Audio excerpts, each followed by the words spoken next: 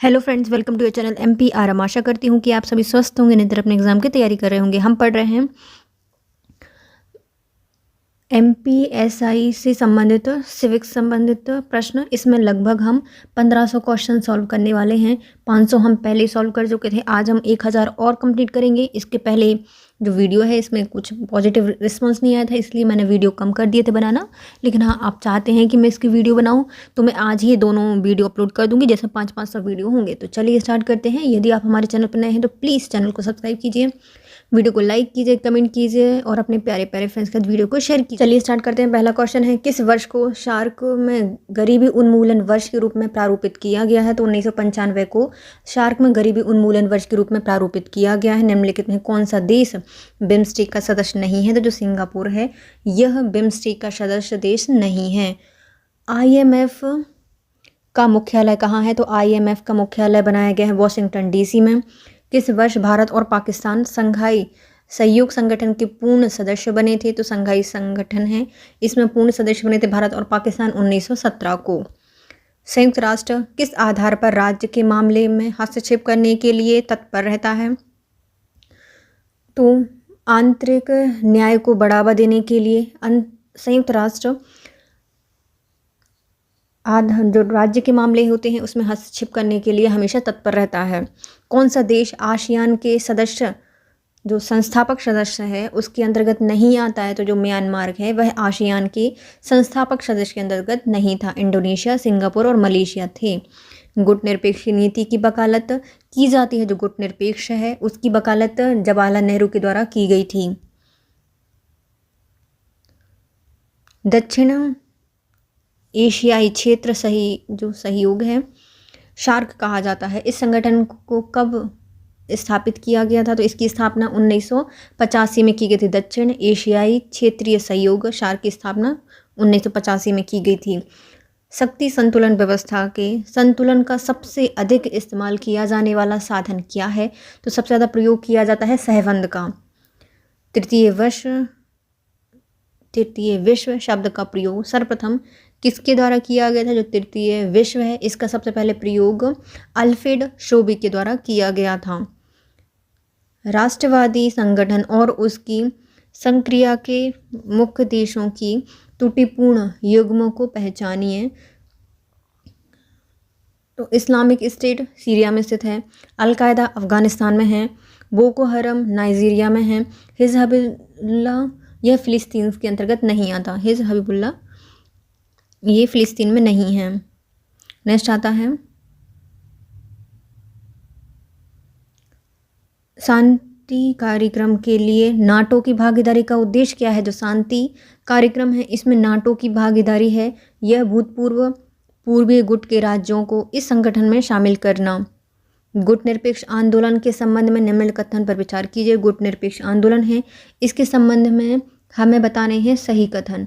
तो पहला कथन कहता है कि जुलियस न्येरेरे गुट निरपेक्ष आंदोलन के एक संस्थापक सदस्य नहीं थे, पहले ही गलत हो जाएगा। भारत ने 7वीं नेम शिखर संगठन की मेज़बानी की थी, तो ये सही हो जाएगा। 17वीं नेम शिखर बैठक वेनेजुएला में आयोजित की गई थी, तो ये भी सही है। नेम का मुख्यालय बेलग्रेड में है, तो ये गलत हो जाएगा। बेलग्रेड में इसकी स्थापना की गई थी। शार्क का सचिवालय कहाँ है? जो शार्क है इसकी स्थापना 1985 में की गई थी और इसका मुख्यालय काठमांडू बनाया गया है। संयुक्त राष्ट्र के पहले महासचिव कौन थे? तो संयुक्त राष्ट्र है उसके पहले महासचिव बनाए गए थे, ट्रिगवेली को बनाया गया था। कौन सा देश बिम्स्टेक का सदस्य देश नहीं है? तो बिम्स्टेक के अंतर्गत स्पेन नहीं आता, बांग्लादेश, भारत, थाईलैंड है। नेक्स्ट आते हैं, भारत संयुक्त राष्ट्र संगठन का सदस्य बना था। तो संयुक्त राष्ट्र संगठन है इस मतलब संघ है, इसका सदस्य भारत बना था कब? 30 अक्टूबर 1945 को। अंतर्राष्ट्रीय परमाणु ऊर्जा एजेंसी की स्थापना कब की गई थी? तो अंतर्राष्ट्रीय परमाणु ऊर्जा एजेंसी की स्थापना 1957 को की गई थी। यूरोपीय संघ के ध्वज में 12 सोने के रंग के तारे हैं, यह प्रतीक है। यह किसको प्रतीक बनाया गया है? तो जो यूरोप के लोग हैं उनके बीच एकता, एकजुटता और सद्भाव को या सद्भाव के आदर्श का प्रतीक माना जाता है। यूरोपीय संघ के ध्वज में कितने हैं? 12 सोने रंग के तारे हैं। निम्नलिखित में से किस गुट निरपेक्ष आंदोलन का पर्यवेक्षक संगठन नहीं है? तो गुट निरपेक्ष आंदोलन का पर्यवेक्षक संगठन के अंतर्गत नहीं आता है। कौन नहीं आता? सीलेक नहीं आते, अफ्रीकी संघ, पीस वर्ल्ड पीस काउंसिल आता है और लीग ऑफ अरब स्टेट इसके अंतर्गत आते हैं। गुट निरपेक्ष आंदोलन का संस्थापक सदस्य कौन नहीं था? नेहरू, टीटो और नादिर थे, लेकिन फादिल कास्ट्रो इसके अंतर्गत नहीं थे। शार्क की अवधारणा किसके द्वारा पेश की गई थी? जो शार्क की अवधारणा है इसको पेश किया गया था बांग्लादेश के द्वारा। कौन सा गुट निरपेक्ष आंदोलन का कार्यक्रम नहीं है? तो जो गुट निरपेक्ष आंदोलन है इसके कार्यक्रम में आते हैं सदस्य राष्ट्रों के बीच लोकतांत्रिक आंदोलन, विश्व आर्थिक व्यवस्था, नियो का नेतृत्व, ये भी इसके अंतर्गत आता है, और राष्ट्र संघ के अधीन पृथ्वी संरक्षण कोष की स्थापना का प्रस्ताव, यह गुट निरपेक्ष अंतर्गत नहीं आता। परमाणु निःशस्त्रीकरण का प्रयास भी इसके अंतर्गत आता है।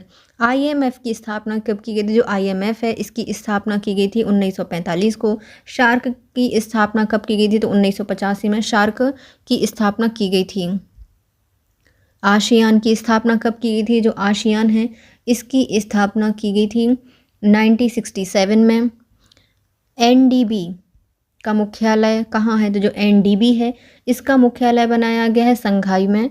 संयुक्त राष्ट्र सुरक्षा परिषद में कुल कितने सदस्य होते हैं? तो संयुक्त राष्ट्र सुरक्षा परिषद के अंतर्गत मुख्यतः 15 देश या सदस्य हैं। वर्तमान में संयुक्त राष्ट्र में कुल कितने सदस्य देश हैं? जो संयुक्त राष्ट्र है इसमें वर्तमान में 193 सदस्य देश हैं। निम्नलिखित में से कौन सा देश सुरक्षा परिषद की स्थायी सदस्य के रूप में जाना जाता है? तो जो सुरक्षा परिषद है इसका स्थायी सदस्य के रूप में फ्रांस आता है। WHO का मुख्यालय कहाँ है? तो WHO का मुख्यालय जिनेवा में बनाया गया है। यूनेस्को का मुख्यालय कहाँ है? तो जो यूनेस्को है इसका मुख्यालय पेरिस में है। यूनिसेफ का मुख्यालय कहाँ है? तो यूनिसेफ का मुख्यालय न्यूयॉर्क में है।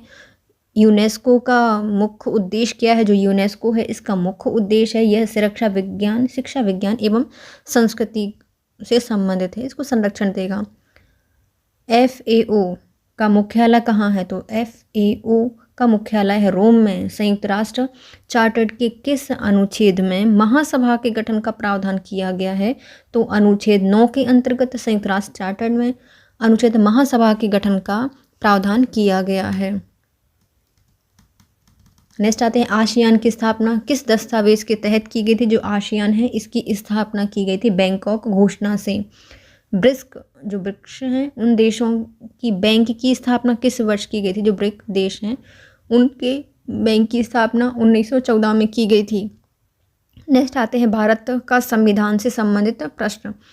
भारत शासन अधिनियम 1919 के अंतर्गत भारतीय विधायिका का अंतिम चुनाव किस वर्ष में आयोजित किया गया था? जो अंतिम चुनाव है इसको आयोजित किया गया था वर्ष 1945 को।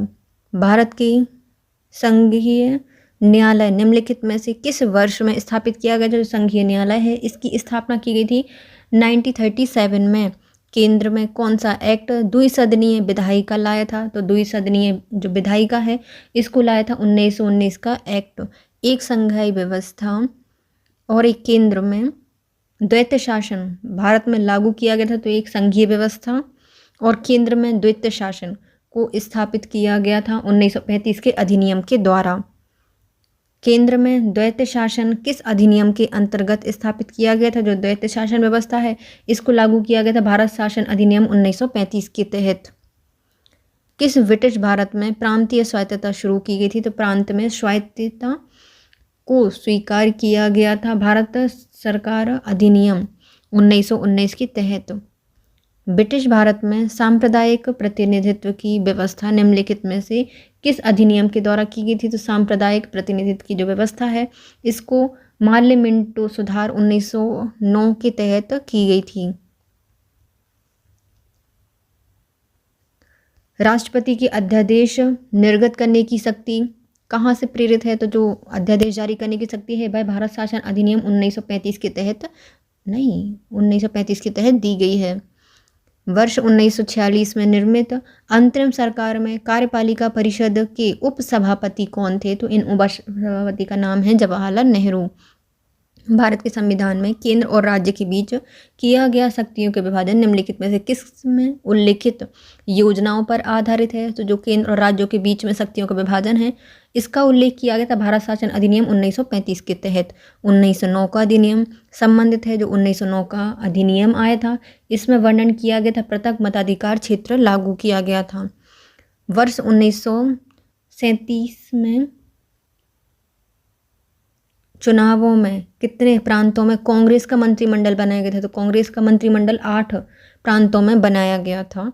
अखिल भारतीय महासंघ स्थापित करने का प्रावधान सम्मिलित किया गया था। तो अखिल भारतीय महासंघ स्थापित करने का प्रावधान भारत शासन अधिनियम 1935 में किया गया था। निम्नलिखित में से किस अधिनियम के द्वारा संवैधानिक निरंकुशता का सिद्धांत प्रवर्तित किया गया था? तो संवैधानिक निरंकुशता का जो सिद्धांत है उसको प्रवृत्त किया गया था 1919 के भारत शासन अधिनियम के तहत।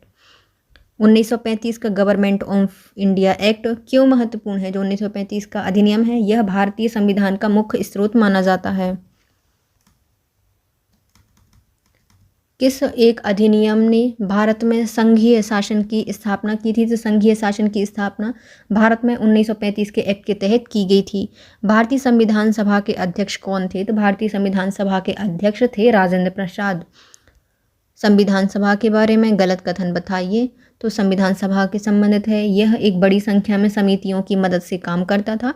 इसमें से एक प्रारूप समिति सबसे महत्वपूर्ण थी, तो पहला सही हो जाएगा। अल्पसंख्यक समुदाय जैसे कि ईसाई, एंग्लो इंडियन, पारसी को सभी में पर्याप्त प्रतिनिधित्व दिया गया था, तो ये सही हो जाएगा। दूसरा भी सही है। इसका निर्वाचन सार्वभौमिक वैश्विक मताधिकार के आधार पर किया गया था, तो ये गलत हो जाएगा। तीसरा गलत है। इसकी चुनाव प्रक्रिया 1935 के अधिनियम की 6वीं अनुसूची पर आधारित थी। कर, संपत्ति और शैक्षिक योग्यता के कारण मताधिकार सीमित था, तो ये भी सही हो जाएगा। तीसरा गलत है, चौथा सही हो जाएंगे। नेक्स्ट आता है, निम्नलिखित में से एक भारत सरकार अधिनियम 1935 की मुख्य विशेषता कौन सी नहीं थी? तो यह अधिनियम में अखिल भारतीय महासंघ का प्रावधान था, सही है। अवशिष्ट विषय प्रांतीय विधायिका को आवंटित किए गए थे, तो ये क्या हो जाएगा? गलत हो जाएगा। अवशिष्ट तो केंद्र को दी गई थी। यह प्रांतीय स्वायत्तता के सूत्रपात का संकेत था, ये सही है। इसमें प्रांत स्तर पर द्वैत शासन प्रणाली को समाप्त करके इसे केंद्र में लागू किया गया था, तो ये भी सही हो जाएगा। कौन सा एक भारत शासन अधिनियम 1935 में स्वीकार किया हुआ है, महत्वपूर्ण और स्थायी अवयव नहीं था? तो ये हो जाएगा देश के लिए लिखित संविधान इसके अंतर्गत नहीं आता, जबकि विधानमंडल के लिए निर्वाचित एवं जवाबदेह प्रतिनिधि आता है। एक संघ की योजना का विचार भी आता है। विधानमंडल के लिए सरकारी सदस्यों का संवचित करना, ये भी इसके अंतर्गत आता है।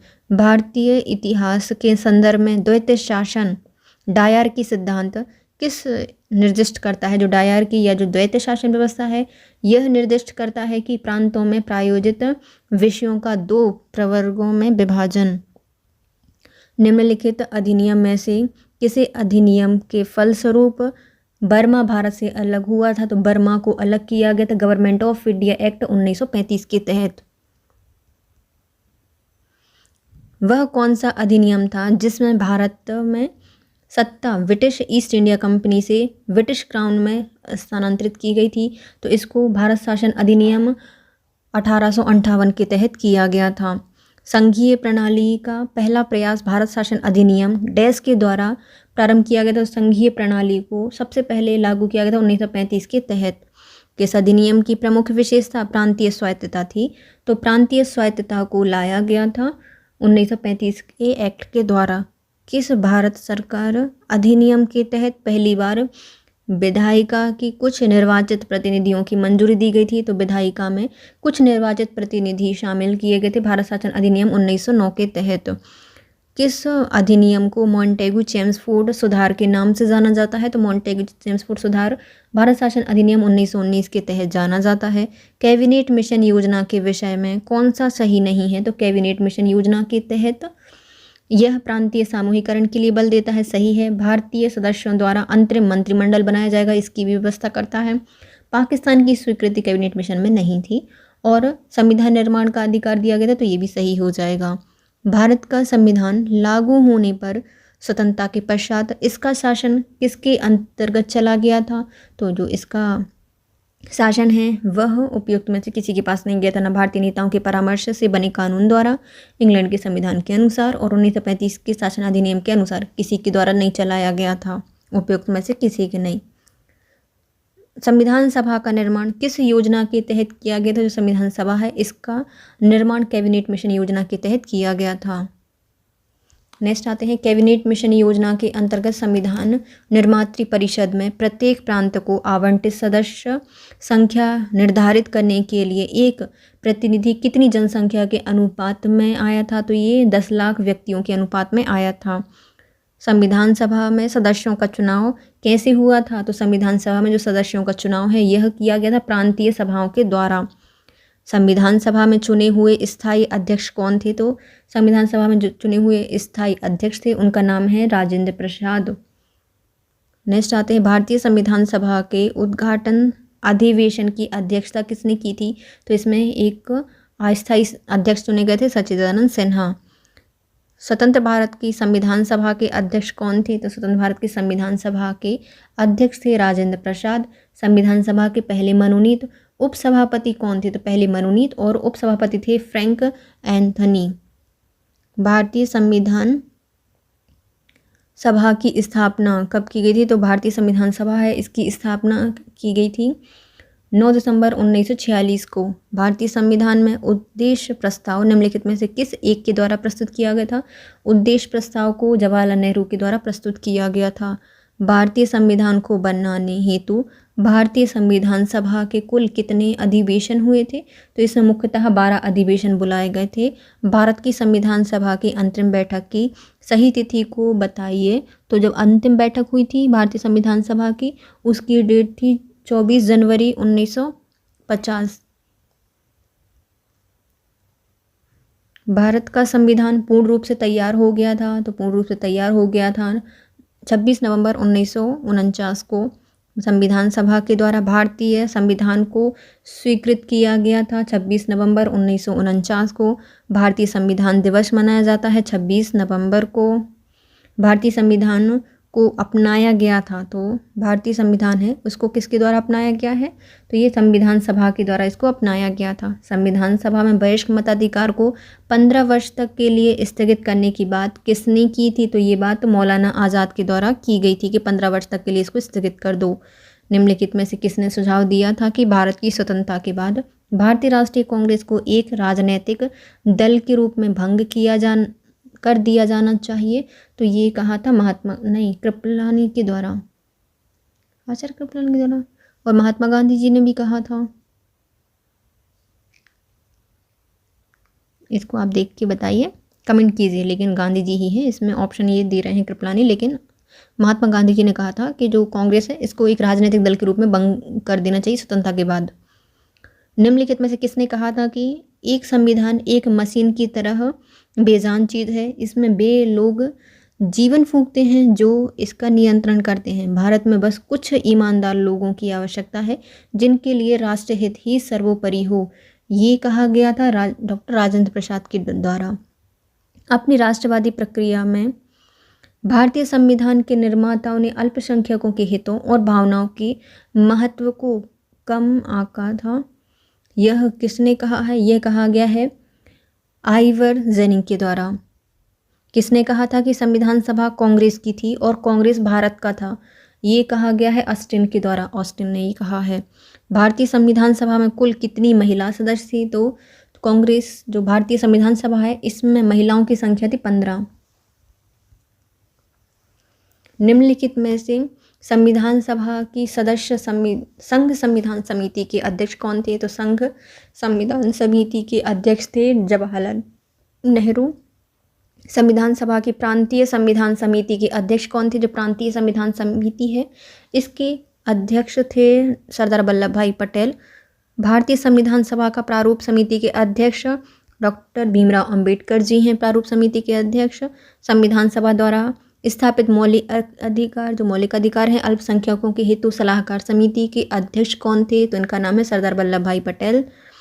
डॉक्टर भीमराव अंबेडकर की अध्यक्षता में संविधान सभा के प्रारूप समिति में कितने सदस्य थे? तो इसमें 6 मतलब कुल 7 सदस्य थे, अध्यक्ष के साथ तो 6 सदस्य थे। भारतीय संविधान की सभा बैठक करने का आधार क्या था? जो संविधान सभा की को गठित करने का था, इसका आधार था कैबिनेट मिशन प्लान 1946।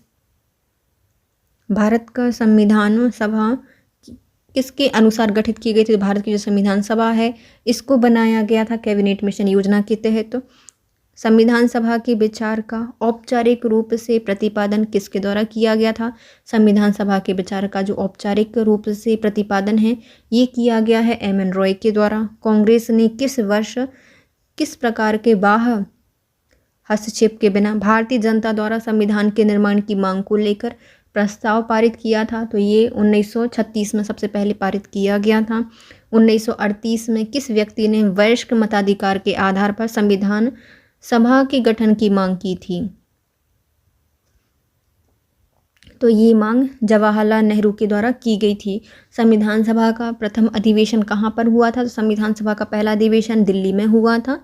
संविधान सभा के उद्घाटन अधिवेशन की अध्यक्षता किसने की थी? तो संविधान सभा के उद्घाटन अधिवेशन की अध्यक्षता सच्चिदानंद सिन्हा ने की थी। संविधान सभा की प्रारूप समिति के समक्ष प्रस्तावना का प्रारूप किसने रखा था? तो प्रस्तावना का प्रारूप जवाहरलाल नेहरू के द्वारा रखा गया था। किस संविधान संशोधन के द्वारा प्रस्तावना में समाजवादी शब्द जोड़े गए हैं? तो ये 42वें संविधान संशोधन के द्वारा जोड़ा गया था। संविधान को एक पवित्र दस्तावेज किसने कहा है? तो संविधान को महात्मा गांधी ने एक पवित्र दस्तावेज कहा है। किस बात के फैसले में सर्वोच्च न्यायालय ने सर्वप्रथम घोषित किया था कि उद्देशिका संविधान का हिस्सा नहीं है? तो सबसे पहले ये सज्जन सिंह केस में सर्वोच्च न्यायालय ने कहा था कि उद्देशिका संविधान का हिस्सा नहीं है। सभी व्यक्ति पूर्णतः और समान रूप से मानव हैं, यह सिद्धांत दिया गया था समाजवादी के अंतर्गत। समाजवाद सभी रूप पूर्ण है और सभी रूप समान रूप से मानव है, ये समाजवाद में कहा गया था। भारतीय संविधान का कौन सा भाग संविधान की आत्मा कहलाता है? तो जो उद्देशिका है, प्रस्तावना है, इसको संविधान की आत्मा कहा जाता है। संविधान की प्रस्तावना का विधिक स्वरूप क्या है? तो संविधान का प्रस्तावना का जो विधिक रूप है वह यह लागू किया जा सकता है, लागू नहीं किया जा सकता, विशेष परिस्थिति में लागू किया जाता है, उपयुक्त में से कोई सा भी रूप नहीं है। कौन सा 42वें संविधान संशोधन के माध्यम से भारत के संविधान की प्रस्तावना में जोड़ा गया था? तो समाजवाद, बंधुत्व और अखंडता, ये 3 शब्द जोड़े गए थे। किस वादों में किसने सर्वोच्च न्यायालय ने प्रस्तावना को भारतीय संविधान की मौलिक संरचना का भाग स्वीकार किया है? तो ये केशवानंद भारती के अंतर्गत कहा था। सुप्रीम कोर्ट ने कहा था कि प्रस्तावना में मौलिक जो संरचना है या फिर मूल ढांचे की जो प्रावधान है वो सर्वोच्च न्यायालय ने केशवानंद भारती बनाम में दिया था। निम्नलिखित में से किसने भारतीय संविधान की प्रस्तावना को हमारे संप्रभु प्रजातांत्रिक गणराज्य की जन्म कुंडली कहा है? तो ये कहा था के.एम. मुंशी के द्वारा। निम्नलिखित में से कौन सा शब्द भारत के संविधान की उद्देशिका में नहीं है? तो समाजवादी है, पंथ निरपेक्ष है, प्रभु सत्ता संपन्न है, लोक कल्याणकारी नहीं दिया गया है, लोक कल्याणकारी नहीं दिया गया है। भारतीय संविधान की प्रस्तावना में किसमें सभी नागरिकों को कौन सा न्याय प्रदान करने की व्यवस्था की गई है? तो नागरिकों के लिए 3 प्रकार के न्याय की बात की गई है, सामाजिक, आर्थिक और राजनीतिक न्याय। भारतीय संविधान निर्माताओं का मत निम्नलिखित में से किसमें प्रतिबिंबित होता है? तो ये दिखता है उसकी उद्देशिका या प्रस्तावना में। भारत में लौकिक सार्वभौमिकता है क्योंकि संविधान का प्रस्तावना प्रारंभ होती है कि हम भारत के लोग शब्द से प्रारंभ होती है। संविधान प्रस्तावना के बारे में कौन सा कथन सही हो जाएगा बताइए? तो संविधान प्रस्तावना में कहा गया है समाजवादी धर्मनिरपेक्ष शब्द 1950 में लागू संविधान के अंग नहीं थे। भारतीय गणतंत्र को 26/1/2050 को सही संवैधानिक वस्तु स्थिति क्या थी? यह संविधान लागू किया गया था। इसमें क्यों लागू किया गया था इसको? क्योंकि इस दिन संपूर्ण प्रभुत्व संपन्न धर्मनिरपेक्ष लोकतंत्रात्मक गणराज्य मनाया गया था, इसलिए इसको यहाँ पर लागू किया गया संविधान को। भारतीय संविधान की प्रस्तावना के सिलसिले में निम्नलिखित में से कौन सा कथन सही हो जाएगा? तो प्रस्तावना से संबंधित सही क्रम हो जाएगा सार्वभौमिक, सत्ता संपन्न, समाजवादी, धर्मनिरपेक्ष, लोकतांत्रिक, गणराज्य। भारतीय संविधान की प्रस्तावना में निम्नलिखित में से किस स्वतंत्रता का वर्णन नहीं किया गया है? तो हमें स्वतंत्रता चाहिए है विचारों की स्वतंत्रता, विचार प्रकट करने की स्वतंत्रता, विश्वास की स्वतंत्रता, लेकिन आर्थिक स्वतंत्रता की बात नहीं की। आर्थिक न्याय है। निम्नलिखित में से कौन सा शब्द भारतीय प्रस्तावना की प्रस्तावना में उल्लिखित नहीं किया गया है? तो प्रस्तावना में संप्रभुता है, पंथनिरपेक्ष है, लोकतंत्रात्मक है, संघीय गणराज्य की बात नहीं की गई है। भारतीय संविधान की प्रस्तावना में जिन आदर्शों की रूपरेखा दी गई है उसकी व्याख्या की गई है। तो यह मूल अधिकार, राज्यों के नीति निर्देशक सिद्धांतों एवं मौलिक कर्तव्यों के अध्याय में व्याख्या की गई है। भारतीय संविधान की प्रस्तावना में भारत को किस रूप में घोषित किया गया है? तो प्रस्तावना में भारत को एक सार्वभौमिक, समाजवादी, धर्मनिरपेक्ष, लोकतांत्रिक गणराज्य के रूप में वर्णित किया गया है। संविधान की उद्देशिका कहती है कि भारत का मतलब ये संविधान का भाग है प्रस्तावना, किंतु इसमें अन्य भागों में स्वतंत्र होकर इसका कोई विधिक प्रभाव नहीं है। निम्नलिखित में से कौन सा सही हो जाएगा बताइए? तो सामाजिक समानता संविधान में प्रवृत्तभूत है। भारतीय संविधान में उद्देश्यों में से कौन सा एक रूप में आर्थिक न्याय का किसमें उपबंध किया गया है? तो आर्थिक न्याय है वह उद्देशिका और राज्य के नीति निर्देशक तत्वों में वर्णित की गई है। निम्नलिखित में से कौन एक भारतीय संविधान के उद्देश्यों को प्रतिबिंबित करता है? तो भारतीय संविधान के उद्देश्यों को बताता है भारत जो संविधान की प्रस्तावना है। भारतीय संविधान कब अंगीकृत किया गया था? तो भारत के संविधान को अंगीकृत किया गया 26 नवंबर 1949 को। भारत के संविधान में उद्देशिका का विचार लिया गया है। जो विचार है वो यूएसए से लिया गया है, भाषा ऑस्ट्रेलिया से ली गई है। भारतीय राजनीतिक व्यवस्था में निम्नलिखित में कौन सर्वोच्च है? तो भारतीय राजनीति में सबसे उच्च है हमारा संविधान और उससे भी ज़्यादा जनता। जनता ऑप्शन में ही नहीं है। भारत में न्यायिक पुनरीक्षण की संकल्पना निम्नांकित देश से ली गई है। तो जो न्यायिक पुनरीक्षण की अवधारणा है इसको अमेरिका से लिया गया है। न्यायिक पुनर्वलोकन की व्यवस्था कहाँ से? अमेरिका से ली गई है। केवल संयुक्त राज्य अमेरिका में नहीं है, भारत और अमेरिका में है, यूएसए में और भारत में है। भारतीय संघवाद किस देश की पद्धति पर आधारित है? जो संघवाद की धारणा है इसको कनाडा से लिया गया है। नेक्स्ट दिया गया है सूची 1 को सूची 2 से मिलाइए। जो मूल अधिकार दिए गए हैं उनको हमने लिया है कहाँ से? संयुक्त राज्य अमेरिका से। शासन की संसदीय प्रणाली है इसको लिया है हमने यूके से। आपात की जो उपबंध हैं वह जर्मनी से लिए गए हैं और नीति निर्देशक तत्व हमने लिए हैं आयरलैंड से।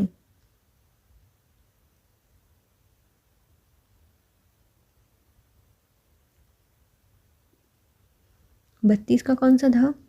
मैंने तो मिला ही नहीं। तीसरा होगा। नेक्स्ट आते हैं फिर से सूची 1 को सूची 2 से मिलाना है और देखना है कौन सा सम्मिलित नहीं है। मौलिक अधिकार अमेरिका से लिए गए हैं। राज्य के नीति निर्देशक तत्व आयरलैंड से लिए गए हैं।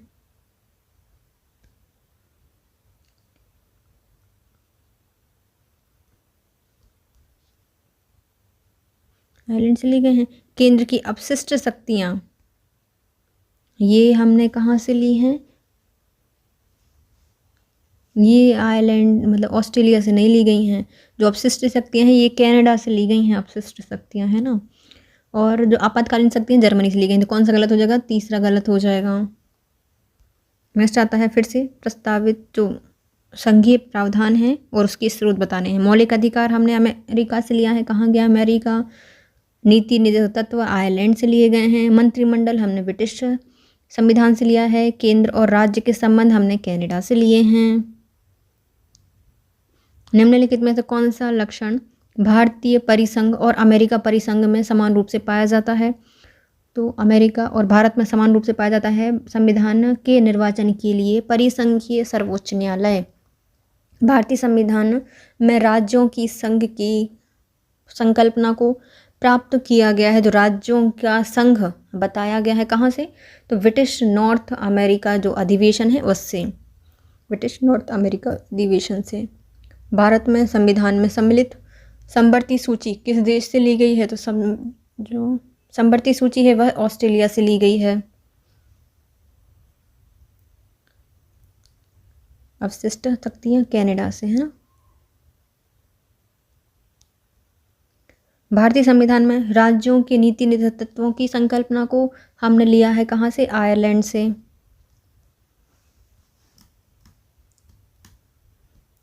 राज्यसभा के गठन में प्रतिभा, अनुभव और सेवा को प्रतिनिधित्व देने में भारतीय संविधान सभा या निर्माता निम्नलिखित उदाहरण में प्रभावित होते हैं। तो ये प्रभावित होते हैं आयरलैंड के जो गणतंत्र हैं उससे। फिर से दी गई है, हमें सूची 1 को सूची 2 से मिलानी है। विधि का शासन दिया गया है इंग्लैंड से। विधि द्वारा स्थापित प्रक्रिया ये हमने जापान से ली गई है। राष्ट्रपति के विचारार्थ राज्यपाल द्वारा विधिक सुरक्षा रखना ये कनाडा से दिया गया है। और जो विशिष्ट उभयनिष्ठ सूची है इसको हमने कहाँ से लिया है? ऑस्ट्रेलिया से लिया है। अपशिष्ट शक्तियाँ ऑस्ट्रेलिया से ली गई हैं। नेक्स्ट आते हैं सूची 1 को सूची 2 से मिलानी है। भारत के नीति निर्देशक प्रावधान आयरलैंड से लिए हैं। मूल अधिकार अमेरिका से लिया गया है। संघ और राज्य संबंधों की जो समवर्ती सूची है इसको हमने लिया है कहाँ से? ऑस्ट्रेलिया से। और जो भारतीय राज्यों का संघ है तथा संघ में अधिक शक्ति केंद्र में निहित है, ये जो विचार है वो हमने कनाडा से लिया है। भारतीय संविधान में मौलिक कर्तव्यों का विचार, जो मौलिक कर्तव्य हैं उसको हम लेकर आए थे संयुक्त राष्ट्र सोवियत संघ से, रूस से के संविधान से लिया है। जानवरों के प्रति क्रूरता की रोकथाम को भारतीय संविधान की सूची में शामिल किया है, तो ये समवर्ती सूची के अंतर्गत आता है। निम्नलिखित में से कौन सा विषय समवर्ती सूची में दिया गया है? तो समवर्ती सूची के अंतर्गत आती है हमारी शिक्षा, समवर्ती सूची में है। संविधान में कुल कितनी अनुसूचियां हैं? तो कुल में अभी कितनी है ना, वर्तमान में है तुम्हारी 12। भूमि सुधार डैश की विषय के अंतर्गत आता है। जो भूमि में सुधार किए जाएंगे वह राज्य की सूची के अंतर्गत आएंगे। निम्नलिखित में से कौन नई जोड़ी गई सूची नहीं है? तो अनुसूची 9वीं जोड़ी गई है, 11वीं जोड़ी गई है, 12वीं जोड़ी गई है, 10वीं जोड़ी गई है, 8वीं पहले भी थी क्योंकि 8 तो थे ही हमारी अनुसूचियाँ, अभी 12 हैं। भारतीय संविधान में 22 भाषाओं को राजभाषा का दर्जा प्रदान किया गया है। इन राजभाषाओं का उल्लेख किस अनुसूची में किया गया है? जो भाषाएं दी गई हैं वो हमारी 8वीं अनुसूची में हैं। सरकार द्वारा शुल्क और कर लगाने का जो अधिकार है संविधान की किस सूची में दिया गया है? तो ये कर लगा रहे हैं हमारी 7वीं अनुसूची के अंतर्गत। निम्नलिखित में से कौन सा विषय भारतीय संविधान की 7वीं अनुसूची की सूची 3 समवर्ती सूची में शामिल किया गया है? तो समवर्ती सूची में दंड प्रक्रिया जो है समवर्ती सूची में है। एक होती है राज्य सूची, संघ सूची और समवर्ती सूची। राज्य पर नियम राज्य बनाती है, संघ सूची पर संघ बनाती है, और समवर्ती सूची में दोनों बना सकते हैं। और ये दोनों ने बनाए नियम और दोनों में मतलब कॉन्फ्लिक्ट हो गया, दोनों लड़ने लगे कि हमारा लागू होगा, तो सब केंद्र का लागू होता है। किस प्रधानमंत्री के कार्यकाल के दौरान भारत के संविधान में 9वीं अनुसूची को पुनः स्थापित किया गया था? जो 9वीं अनुसूची है इसको जोड़ा गया था जवाहरलाल नेहरू के समय। भारतीय संविधान की 7वीं अनुसूची के अंतर्गत संघ सूची में निम्नलिखित में से किसका उल्लेख नहीं है? तो संघ सूची में बीमा होते हैं, बैंकिंग होती, जनगणना होती है, गैस नहीं आती। जो राज्य भूमि सुधार अधिनियम है उनको संवैधानिक सुरक्षा प्रदान करने हेतु सम्मिलित किया गया था। जो राज्य की भूमि सुरक्षा अधिनियम है इसको स्थापित किया गया है 9वीं अनुसूची के अंतर्गत। कोयलो केस भारत के संविधान की किस सूची से संबंधित है? जो कोयलो केस हुआ था यह भारत की 9वीं अनुसूची से संबंधित था, भूमि सुरक्षा से संबंधित, और जवाहरलाल नेहरू के समय ये पास किया गया था। नेक्स्ट आते हैं भारतीय संविधान की निम्नलिखित सूची में से 3 विधायी सूचियों का प्रावधान किया गया है। तो 3 विधायी सूचियां हैं, ये हमारे 7वीं उसमें दी गई 7वीं अनुसूची के अंतर्गत प्रावधान है। निम्नलिखित में से कौन सा विषय भारतीय संविधान की संघ सूची में शामिल नहीं किया गया है? तो संघ में हमारी सुरक्षा होती है, रेलवे होता है और विदेशी मामले होते हैं। कृषि संघ में नहीं होता। भारतीय संविधान के अंतर्गत आर्थिक योजना का विषय क्या है? जो आर्थिक योजनाएं हैं इनको रखा जाता है मुख्यतः समवर्ती सूची में। पंचायती राज किस सूची में है? जो पंचायती राज है उसको हम लेते हैं राज्य सूची के अंतर्गत। आर्थिक नियोजन भारतीय संविधान की किस सूची में है? जो आर्थिक नियोजन का विषय है यह भारतीय सूची के समवर्ती सूची के अंतर्गत आता है। निम्नलिखित में कौन सा विषय समवर्ती सूची का है? तो समवर्ती सूची के अंतर्गत आपराधिक मामले आते हैं। भारत के संविधान की निम्नलिखित में से एक अनुसूची में दल बदल विरोधी कानून विषयक प्रावधान है। दल बदल विरोधी कानून अनुसूची 10 में दिए गए हैं। भारत के संविधान में किस अनुच्छेद या अनुसूची का संबंध स्वशासी जिला परिषद से है? तो स्वशासी जिला परिषद के अंतर्गत आती है हमारी 6ठी अनुसूची। भारत के संविधान की किस अनुसूची के अंतर्गत जनजाति भूमि खनन के लिए निजी पक्षकारों को अंतरण अकृत एवं शून्य घोषित किया जा सकता है? तो ये किए जाएंगे अनुसूची 5 के अंतर्गत। मतलब जो जनजाति से संबंधित कोई भी भूमि है, खनन है, निजी पक्षकार है, उसका कोई भी अंतरण है अकृत या शून्य कर दिया जाएगा। तो 5वीं अनुसूची में दिए गए हैं इनके नाम। भारतीय संविधान की 6ठी अनुसूची में प्रावधान निम्नलिखित में से किस राज्य में लागू होगा? तो 6ठी सूची में जितने भी राज्य दिए गए हैं उसमें नाम आता है त्रिपुरा, असम है ना, मेघालय, मणिपुर आता है, मैत्री। भारतीय संविधान की किस अनुसूची में विभिन्न राज्यों में अनुसूचित क्षेत्रों के प्रशासन नियंत्रण विशेष के उपबंध किए गए हैं? तो ये प्रावधान किए गए हैं 5 के अंतर्गत। अरे रुको भाई, 5वीं अनुसूची में ये दिए गए हैं। भारतीय संविधान की अनुसूची 6 में निम्नलिखित में से किस राज्य में लागू नहीं होगा? तो असम में होता है, मेघालय में होता है, त्रिपुरा में होता है, मणिपुर में नहीं होता, मिजोरम में होता है। निम्नलिखित में से कौन सी राज्य सूची के अंतर्गत आता है? तो राज्य सूची के अंतर्गत रखते हैं हम रेलवे, पुलिस को। भारतीय संविधान की 3री अनुसूची का संबंध किससे है? जो 3री अनुसूची है इसका संबंध होता है राज्य और केंद्र की शक्तियां बनाए गए इसमें शपथ एवं जो प्रतिज्ञान है। अरे सॉरी, 3री अनुसूची है ना, समवर्ती सूची नहीं। 3री अनुसूची का संबंध है कि शपथ और जितने प्रतिज्ञान है वो 3री सूची में दी गए हैं। शपथ 3 में दी गई है और वेतन 2 में दिए गए हैं। विवाह विच्छेद गोद लेना संविधान की 7वीं अनुसूची के अंतर्गत किस सूची में रखा गया है? तो इसको लिया गया है समवर्ती सूची में। विवाह और विवाह विच्छेद और गोद लेना ये समवर्ती सूची के विषय हैं। निम्नलिखित में से कौन सी मद भारत के संविधान की समवर्ती सूची के अंतर्गत आएगी? तो जो जनसंख्या नियंत्रण है, परिवार नियोजन है, यह समवर्ती सूची के अंतर्गत आते हैं। विवाह का विच्छेद, जनसंख्या, गोद लेना बच्चों को और परिवार नियोजन ये सब समवर्ती सूची के अंतर्गत आते हैं। यदि किसी विशिष्ट क्षेत्र को भारत के संविधान की 5वीं अनुसूची के अधीन लाया जाए तो निम्न कथनों में से कौन सा इसके परिणाम को सर्वोच्च रूप से प्रतिबिंबित करेगा? तो ये करेगा, इसमें जनजातीय लोगों की जमीनें गैर जनजातीय लोगों को आंतरिक करने पर रोक लगाएगी है। नेक्स्ट आते हैं भारत के संविधान की 4थी अनुसूची विवेचित करती है। जो 4थी अनुसूची है ये किसका विवेचन करती है? राज्यसभा में सदस्यों के आवंटन को विवेचित करती है। भारतीय संविधान में 5वीं अनुसूची और 6ठी अनुसूची के उपबंध निम्नलिखित में किसके लिए हैं? जो 5वीं सूची है और जो 6वीं अनुसूची है यह जनजातियों के हितों के संरक्षण के लिए बनाई गई हैं। भारतीय संविधान की 6ठी अनुसूची निम्नलिखित में से किन राज्यों के जनजातीय क्षेत्रों के प्रशासन से संबंधित है? तो यह मेघालय, त्रिपुरा और मिजोरम और असम के प्रशासन से संबंधित है। भारतीय संघ में सम्मिलित राज्य और संघ शासित क्षेत्रों का उल्लेख भारतीय संविधान की किस सूची में वर्णित किया गया है? तो पहली सूची में दिए गए हैं ये। राष्ट्रपति, राज्यों के राज्यपाल, सर्वोच्च न्यायालय और उच्च न्यायालय के जो न्यायाधीश हैं, संघ हैं और राज्य विधानमंडलों के अधिकारी, भारत के नियंत्रक, महालेखा परीक्षक आदि के वेतन संबंधित के जो प्रावधान है संविधान की 2री अनुसूची के अंतर्गत दिए गए हैं। वेतन भारतीय संविधान को कितने भागों में विभाजित किया गया है? जो भारतीय संविधान है इसको 22 भागों में विभाजित किया गया है। निम्नलिखित में से कौन सा सम्मिलित नहीं है बताइए? नागरिकता का प्रावधान किया गया है भाग 2 में, मौलिक अधिकार भाग 3 में दिए गए हैं, मौलिक कर्तव्य 4(1) में नहीं दिए गए हैं और राज्य संविधान के भाग 4 में दिए गए हैं।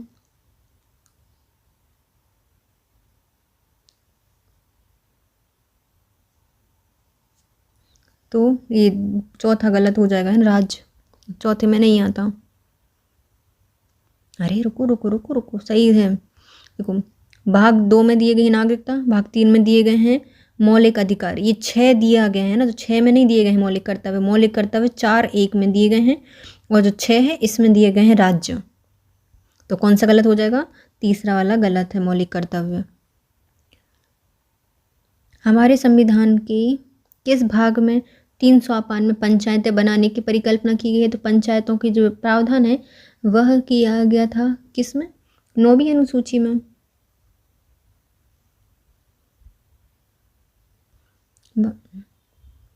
भारत के संविधान नहीं, 9वीं अनुसूची में नहीं, 9 भाग में और 11वीं अनुसूची में। तो भाग 9वां है और 11वीं अनुसूची है। भारतीय संविधान का कौन सा भाग एवं अध्याय संघ एवं राज्यों के बीच विधायी संबंध के बारे में बात करता है? तो ये हो जाएगा भाग 11 और अध्याय 1। निम्नलिखित में से कौन सा युग्म सही सुमेलित हो जाएगा? तो संविधान का भाग 2 ये मौलिक अधिकारों के बारे में बताता नहीं, तो एक नागरिकता के बारे में बताता है। भाग 3 यह मौलिक अधिकारों के बारे में बताता है। भारत का संविधान का भाग 4 ये मौलिक कर्तव्यों का था। तीसरा सही हो जाएगा। और जो भारत का 5वां भाग है यह राज्य के नीति निर्देशक सिद्धांत नहीं बताता। नीति निर्देशक सिद्धांत 4 में दिए गए हैं। तो निम्नलिखित में कौन सा सुमेलित नहीं है? भाग 2 में दी गई है नागरिकता, सही है। संघ राज क्षेत्र के बारे में जो वर्णन करता है ये बताता है भाग 7वां, तो ये गलत हो जाएगा। नगर पालिकाएं 9 के 2 में 1 में दी गई हैं, सही है। और निर्वाचन ये दिया गया है 15 में, तो ये भी सही हो जाएगा। कौन सा? बी गलत है।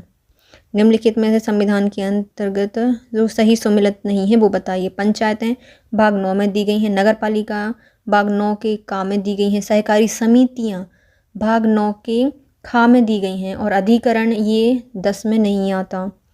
संविधान का कौन से भाग में पंचायती राज से संबंधित प्रावधान शामिल हैं? तो जो पंचायती राज से संबंधित प्रावधान है ये दिए गए हैं भाग 9 में। निम्नलिखित में से कौन सा सुमेलित नहीं है बताइए। मौलिक कर्तव्यों के बारे में बात की गई है भाग 4 के 1 में, पहला सही हो जाएगा। राज्य 6 में दिए गए हैं।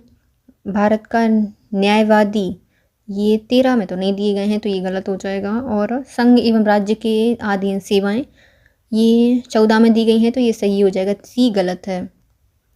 भारतीय संविधान के किस भाग में नीति निर्देशक तत्वों का उल्लेख किया गया है? जो नीति निर्देशक तत्व हैं इनको भाग 4 के अंतर्गत रखा गया है। भारतीय संविधान का कौन सा भाग नगर पालिकाओं से संबंधित है? जो नगर पालिकाएं हैं इनका संबंध है भाग 9 के का से। हमारे संविधान में किस भाग में 3 सोपानों में पंचायतें बनाने की परिकल्पना की गई है? तो 3 सोपान में पंचायतें बनाने का जो प्रावधान है भाग 9 में दिए गए हैं। निम्नलिखित में से कौन सा कारक किसी उदार लोकतंत्र में स्वतंत्रता की सर्वोच्च सुरक्षा को नियत करता है? तो उदार गणतंत्र में स्वतंत्रता की सर्वोच्च सुरक्षा को नियंत्रित करता है, तो ये केंद्र की शक्तियों का पृथक्करण। नेक्स्ट आता है भारतीय संविधान में किस अनुच्छेद के अंतर्गत नागरिकों को मौलिक अधिकार प्रदान किए गए हैं? जो मौलिक अधिकारों का प्रावधान है वह अनुच्छेद 12 से अनुच्छेद 35 तक किए गए हैं। मौलिक अधिकार क्या होते हैं? जो मौलिक अधिकार होते हैं यह वाद्य योग होते हैं। भारतीय संविधान में किस प्रावधान के द्वारा अस्पृश्यता का उन्मूलन किया गया है? तो अनुच्छेद 17 के अंतर्गत अस्पृश्यता का उन्मूलन किया गया है। भारत के संविधान का निम्नलिखित में से कौन सा अनुच्छेद प्रेस की स्वतंत्रता के लिए बल देता है? तो अनुच्छेद 19। मौलिक अधिकार क्या होते हैं? जो मौलिक अधिकार होते हैं यह आपातकालीन स्थिति में निलंबित किए जा सकते हैं। भारतीय संविधान में समानता का अधिकार 5 अनुच्छेद द्वारा प्रदान किया गया है। तो समानता का अधिकार ये दिया गया है अनुच्छेद 14 से 18 तक। विधि का नियम एवं कानून का अधिराज्य का क्या मतलब होता है? तो विधि का नियम या कानून का अधिराज्य का मतलब है यह सभी के लिए एक कानून और सभी के लिए एक न्याय तंत्र से संबंधित है। भारतीय संविधान के अनुच्छेद के अंतर्गत शिक्षण संस्थानों में, जिसमें गैर सरकारी, गैर अनुदान प्राप्त भी शामिल हैं, अन्य पिछड़ों, अनुसूचित जाति, अनुसूचित जनजाति हेतु आरक्षण की सुविधा प्रदान करता है। इसका संबंध किससे है? तो अनुच्छेद 15(5) से संबंधित है। भारतीय संविधान का कौन सा अनुच्छेद संवैधानिक प्रावधानों को संघीय संसद और राज्य विधानपालिका द्वारा बनाए गए कानून नियमों पर प्राथमिकता प्रदान करता है? तो यह प्राथमिकता प्रदान करता है अनुच्छेद 13 के अंतर्गत। निम्नलिखित में से किस व्यक्ति ने मूल अधिकारों को हमारे लोगों के लिए एक प्रतिज्ञा और सभ्य विश्व के साथ किया गया समझौता कहा है? तो ये कहा गया है डॉक्टर एस राधाकृष्णन के द्वारा। निम्नलिखित में से कौन एक मानव अधिकार भारतीय संविधान के अंतर्गत मौलिक अधिकार भी है? तो मानव अधिकार जो मौलिक अधिकार के अंतर्गत आता है वो है शिक्षा का अधिकार। भारत की संविधान का कौन सा अनुच्छेद अपनी पसंद के व्यक्ति से विवाह करने की किसी व्यक्ति के अधिकार को संरक्षण प्रदान करता है? तो ये है अनुच्छेद 21 के तहत। भारत के संविधान के किस अनुच्छेद के अंतर्गत निजता का अधिकार दिया गया है? जो निजता का अधिकार है यह आता है अनुच्छेद 21 के तहत। भारतीय संविधान के किस अनुच्छेद में भाषण और अभिव्यक्ति की स्वतंत्रता में मूल अधिकार का प्रावधान किया गया है? तो अनुच्छेद 19 के अंतर्गत आता है यह। भारतीय गणराज्य के संविधान का कौन सा अनुच्छेद व्यक्ति की प्राण दैहिक स्वतंत्रता के संरक्षण से संबंधित है? तो ये प्रावधान करता है अनुच्छेद 21। भारतीय संविधान में संशोधन करके शिक्षा का अधिकार कब जोड़ा गया था? तो संविधान में संशोधन करके शिक्षा का अधिकार जोड़ा गया है, ये 1 अप्रैल 1910 में जोड़ा गया है। भारतीय संविधान का कौन सा अनुच्छेद बच्चों के शोषण के लिए मौलिक अधिकार से संबंधित है? तो बच्चों के शोषण से संबंधित मौलिक अधिकार के अंतर्गत आता है अनुच्छेद 24।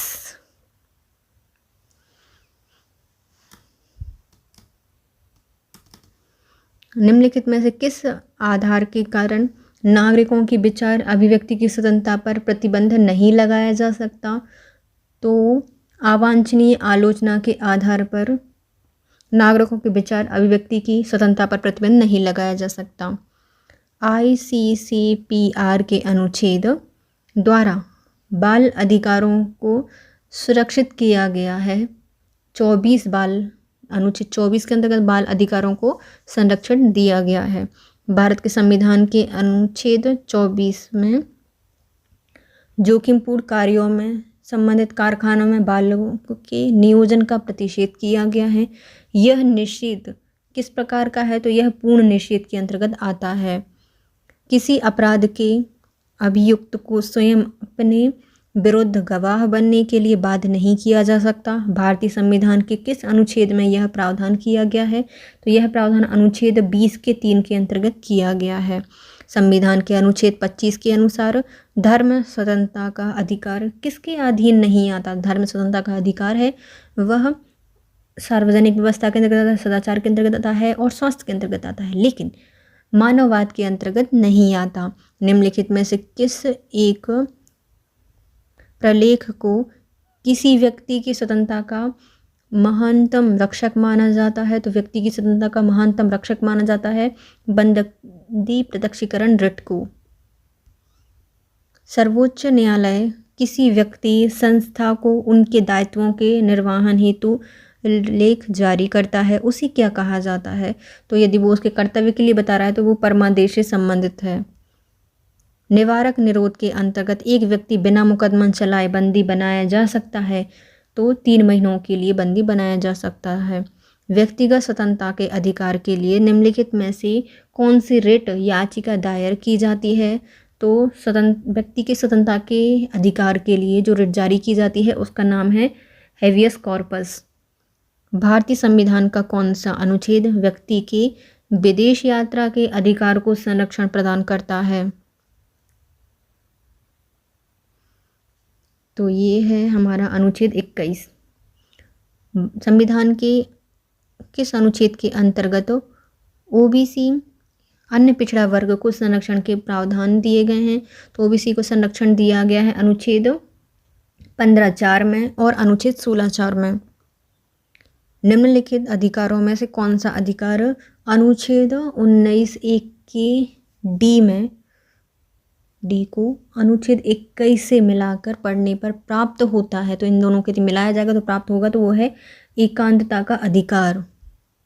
और अनुच्छेद 19(1)(4) वो कहीं भी रहने का अधिकार, और 21 वो आपका अधिकार है, तो वो एकांतता का रहने का अधिकार से संबंधित है। निम्न मूल अधिकारों के किस संवर्ग में अस्पष्टता के रूप में किए गए विभेद के विरुद्ध संरक्षण समाविष्ट करता है? तो ये देता है समता के अधिकार के अंतर्गत। भारतीय संविधान के अनुच्छेद 25 का संबंध है, तो भारतीय संविधान का अनुच्छेद 25 है, यह प्रावधान करता है धर्म की स्वतंत्रता से। संपत्ति का अधिकार किस श्रेणी के अंतर्गत आता है? जो संपत्ति का अधिकार है वह एक कानूनी अधिकार है। भारतीय संविधान में जैसा निहित है निम्नलिखित में से कौन सा स्वतंत्रता के समानता के मौलिक अधिकारों में सम्मिलित नहीं किया गया है? तो समानता से संबंधित है कानून के समक्ष समानता, सामाजिक समानता और अवसर की समानता, लेकिन आर्थिक समानता इसके अंतर्गत नहीं आती।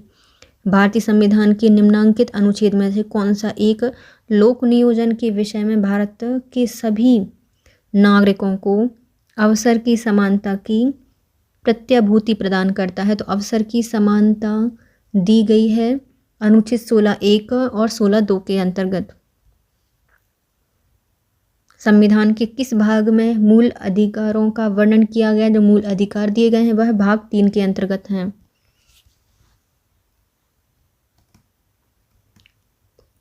निम्नलिखित में से कौन से संविधान के अनुच्छेद 21 के दायरे में नहीं आता? तो अनुच्छेद 21 के अंतर्गत मृत्युदंड नहीं आता, जबकि एक चिकित्सक द्वारा घायल को चिकित्सीय सहायता आती है। कार्यस्थल पर महिलाओं की लैंगिक उत्पीड़न आता है, पानी की गुणवत्ता को दूषित करना भी आता है, लेकिन मृत्युदंड अनुच्छेद 21 के दायरे में नहीं आती। भारत में समाचार पत्रों का स्वतंत्र होता है, जो समाचार पत्र हैं इनका संबंध है संविधान के अनुच्छेद 19(1)(a) के अंतर्गत प्रत्याभूत अभिव्यक्ति के व्यापक स्वतंत्र में निहित है। सर्वोच्च न्यायालय की व्यवस्था अनुसार निजी भवनों के ऊपर राष्ट्रीय झंडे को फहराना डैश के तहत हर नागरिक का मौलिक अधिकार है। तो यह उनके अनुच्छेद 19(1) के का में दिया गया है। स्वतंत्रता के अधिकार के भाग के रूप में निम्नलिखित में से कौन सा बिना हथियार के शांतिपूर्ण ढंग से इकट्ठा होने की स्वतंत्रता के अंतर्गत नहीं आता? तो ये हमारी भ्रष्ट अधिकारियों का घेरा, ये स्वतंत्रता की शांतिपूर्ण ढंग से इकट्ठा होकर स्वतंत्रता के अंतर्गत नहीं आता। भारतीय संविधान का कौन सा अनुच्छेद अल्पसंख्यकों को अपनी मनपसंद शिक्षण संस्थानों को स्थापित करने संचालित करने का अधिकार को संरक्षण प्रदान करता है? तो ये करता है अनुच्छेद 30। भारतीय संविधान का अनुच्छेद 25 में प्रयुक्त हिंदू शब्द किसमें सम्मिलित नहीं है? तो जो हिंदू शब्द है यह जैन, बुद्ध और सिखों के लिए है, लेकिन पारसियों के लिए नहीं आता।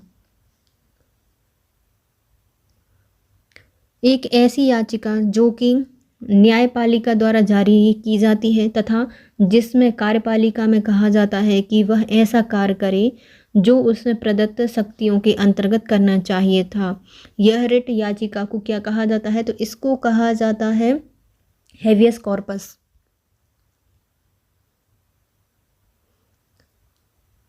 छः वर्ष की आयु से 14 वर्ष तक की आयु के बीच के सभी बच्चों को शिक्षा का अधिकार दिया गया है। इसको रखा गया है मूल अधिकारों के अंतर्गत। धर्म जाति के आधार पर विभेद का प्रतिषेध भारत के संविधान के अनुच्छेद 15 एक मौलिक अधिकार है, जिससे किसके अधीन वर्गीकृत किया गया है? तो इसको वर्गीकृत किया गया है समता के अधिकार के अंतर्गत। भारत के सर्वोच्च न्यायालय ने संविधान की मूल संरचना सिद्धांत बुनियादी ढांचा सिद्धांत का प्रतिपादन निम्नलिखित में से किस मुकदमे के लिए किया जाता है? तो यह केशवानंद भारती केस से संबंधित है। मूल ढांचे का प्रावधान किया गया था। संविधान को किस संविधान द्वारा मौलिक अधिकारों को लागू करने की शक्ति दी गई है? तो मौलिक अधिकारों को लागू करने की शक्ति दी गई है सर्वोच्च न्यायालय और उच्च न्यायालय को। निम्नलिखित में से कौन सा कथन सही हो जाएगा? भारतीय संविधान ने मूल अधिकारों को सम्मिलित किया है करने के लिए नेहरू रिपोर्ट 1928 ने समर्थन दिया था, तो पहला सही हो जाएगा। सर्वोच्च या उच्चतम न्यायालय के किस मामले के निर्णय के कारण संविधान के अनुच्छेद 21 के कार्यस्थल का विस्तार कर शिक्षा के अधिकार को इसमें शामिल किया गया था? तो ये था उन्नन कृष्णन बनाम आंध्र प्रदेश केस। उन्नी कृष्णन के द्वारा अनुच्छेद 21 को व्यापक करके शिक्षा भी इसमें जोड़ी गई थी। निम्नलिखित में से किसके द्वारा संपत्ति के मूल अधिकार का लोप किया गया है? तो संपत्ति का जो मूल अधिकार है इसका 44वें संविधान संशोधन के द्वारा लोप किया गया है।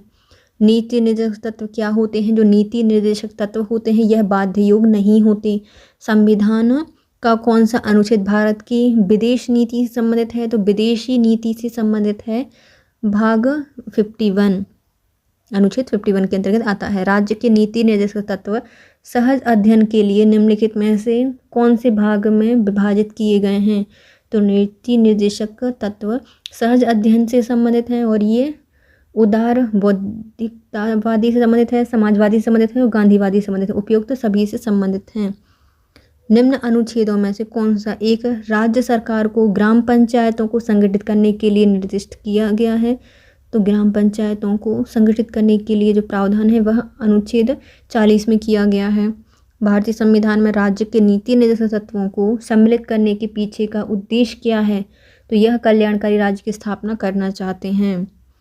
42वें संविधान संशोधन द्वारा किस अनुच्छेद के माध्यम से श्रमिकों के प्रबंधन में भागीदारी सुनिश्चित की गई है? तो ये है अनुच्छेद 43A। राज्य के नीति निर्देशक तत्वों के लिए निम्न अनुच्छेदों में से कौन सा अंतर्राष्ट्रीय शांति सुरक्षा के संवर्धन से संबंधित है? तो इसका संबंध है अनुच्छेद 51 से। राज्यों के नीति निर्देशक तत्वों में से किसके बारे में संविधान शांत है?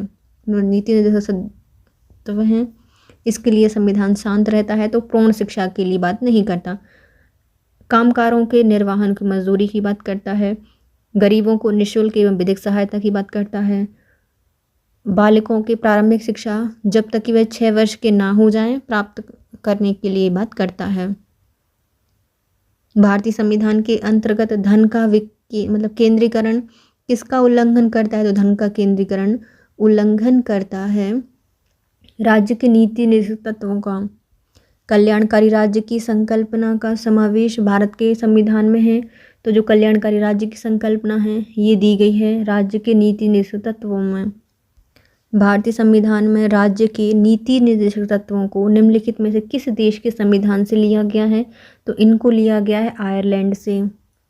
भारत में निम्नलिखित में से किसके अंतर्गत पंचायती राज प्रणाली की व्यवस्था की गई है? जो पंचायती राज व्यवस्था है इसको लागू किया गया है राज्यों के नीति निर्देशक तत्वों के अंतर्गत।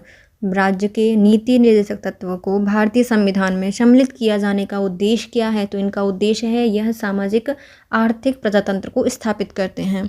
निम्नलिखित में से कौन सा नीति निर्देशक तत्व है? तो नीति निर्देशक तत्वों के अंतर्गत आते हैं समान नागरिक संहिता। भारत के संविधान के अनुसार निम्नलिखित में से कौन सा देश के शासन के लिए आधारभूत है? तो आधारभूत है राज्य के नीति निर्देशक तत्व। राज्य के नीति निर्देशक तत्व किस प्रकार मौलिक अधिकारों से भिन्न हैं? जो राज्य के नीति निर्देशक तत्व हैं यह भिन्न होते हैं। निर्देशक सिद्धांत प्रवर्तनीय नहीं है जबकि मौलिक अधिकार प्रवर्तनीय होते हैं। निम्नलिखित में से कौन सा एक राज्य के नीति निर्देशक तत्वों में सम्मिलित हैं? जो राज्य के नीति निर्देशक तत्व हैं यह राज्य देश के पर्यावरण के संरक्षण और संवर्धन का प्रयास करेगा, इसका प्रावधान भी करता है। भारत के कल्याणकारी राज्य होने का विचार पाया गया है, तो भारत के कल्याणकारी राज्य का जो प्रावधान है यह हमारे संविधान की प्रस्तावना में दिया गया है और राज्य के नीति निर्देशक तत्वों में दिया गया है। भारतीय संविधान में राज्य की नीति निर्देशक सिद्धांत का विचार लिया गया है आयरलैंड के संविधान से। निम्नलिखित में से कौन सा एक राज्य की नीति निर्देशक सिद्धांतों में उद्देश्य नहीं है? तो राज्य के जो नीति निर्देशक सिद्धांत हैं, इनका उद्देश्य है यह एक धार्मिक राज्य की स्थापना करेगा, ये इसका बात नहीं की गई है, जबकि एक कल्याणकारी राज्य की स्थापना के बारे में बात करता है, सामाजिक आर्थिक न्याय की सुरक्षा के लिए बात करता है, और एक धर्मनिरपेक्ष राज्य की स्थापना करने के लिए बात करता है। समान कार्य के लिए समान वेतन भारत के संविधान में सुनिश्चित किए गए हैं। राज्य की नीति निर्देशक सिद्धांतों में मनरेगा कार्यक्रम निम्नलिखित में से भारतीय संविधान के किस अनुच्छेद को लागू करने के लिए लाया गया है? तो मनरेगा को लाया गया था अनुच्छेद 43 के अंतर्गत। कौन सा राज्य की नीति के निर्देशक तत्वों में निहित है? तो राज्य के नीति निर्देशक तत्वों के अंतर्गत आता है पुरुष स्त्री दोनों का समान कार्य के लिए समान वेतन हो, ये निर्दिष्ट करता है। संविधान का कौन सा भाग कल्याणकारी राज्य का आदर्श घोषित करता है? तो कल्याणकारी राज्य का जो आदर्श है यह घोषित करता है राज्य के नीति निर्देशक तत्व। निम्नलिखित में से कौन सा एक मौलिक अधिकार नहीं है? तो मौलिक अधिकार उत्पीड़न के खिलाफ अधिकार होता है, समान कार्य के लिए समान वेतन ये नीति निर्देशक तत्व है, मौलिक अधिकार नहीं है। कानून के समक्ष बराबरी समानता का अधिकार देता है, और धर्म पालन की स्वतंत्रता का अधिकार भी मौलिक अधिकार है। भारत के संविधान के अंतर्गत ग्राम पंचायतों का गठन यह नीति निर्देशक तत्वों के अंतर्गत आता है, निर्देशक तत्व हैं ये। संविधान में वर्णित नीति निर्देशक तत्वों का सुमिलित युग्म पहचानिए, तो इसमें कौन सा सही है ये बताना है। पुरुष और स्त्री दोनों को समान कार्य के लिए समान वेतन का जो प्रावधान है अनुच्छेद 39 करता है, ये सही हो जाएगा। भारत में न्यायपालिका का कार्यपालिका से पृथक्करण वर्णित किया गया है हमारे राज्य के नीति निर्देशक सिद्धांत में, और ये बात की गई है 50 में। नेक्स्ट आते हैं संविधान में अंतर्राष्ट्रीय शांति सुरक्षा की जो अभिव्यक्ति है उसका वर्णन किया गया है किसमें? राज्य के नीति सिद्धांत, और ये 51 में आता है। कार्यपालिका और राज्यपालिका अलग की गई है 50 में, और 51 में आते हैं शांति सुरक्षा की अभिवृद्धि। निम्नलिखित में से भारत के संविधान में किसमें पर्यावरण संरक्षण एवं संवर्धन, वन एवं वन्य जीव की रक्षा के प्रावधान पाए जाते हैं? तो ये नीति निर्देशक तत्वों के अंतर्गत आता है हमारा। ये क्या है? संविधान में पर्यावरण का संरक्षण करना, संवर्धन करना, वन जाति की सुरक्षा करने का जो प्रावधान है ये आते हैं हमारे नीति निर्देशक तत्वों में है, मूल कर्तव्य में है, दोनों के अंतर्गत आते हैं। निम्नलिखित में से कौन राज्य की नीति निर्देशक सिद्धांत संविधान में बाद में जोड़े गए थे?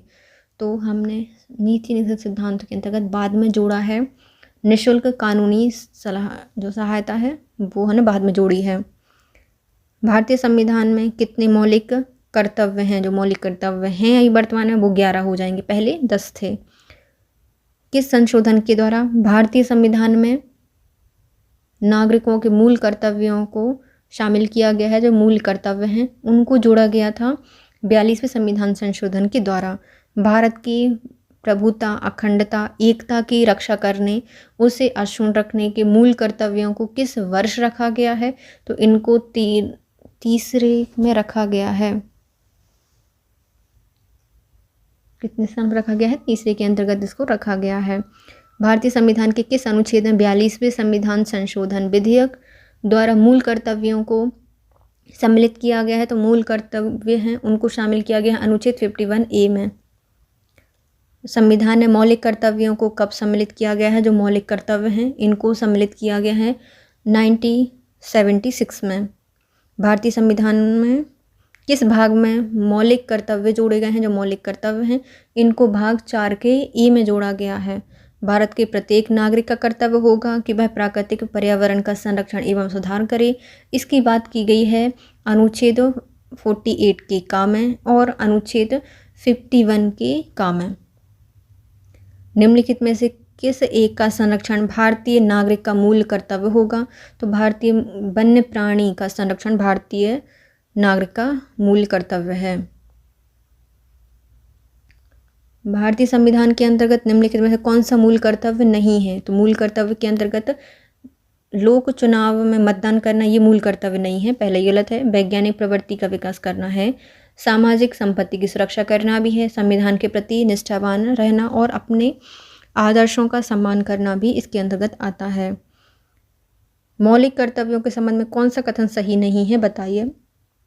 मौलिक कर्तव्य इन्हें परमादेश द्वारा प्रभावी बनाया जा सकता है तो गलत हो जाएंगे, पहला गलत है।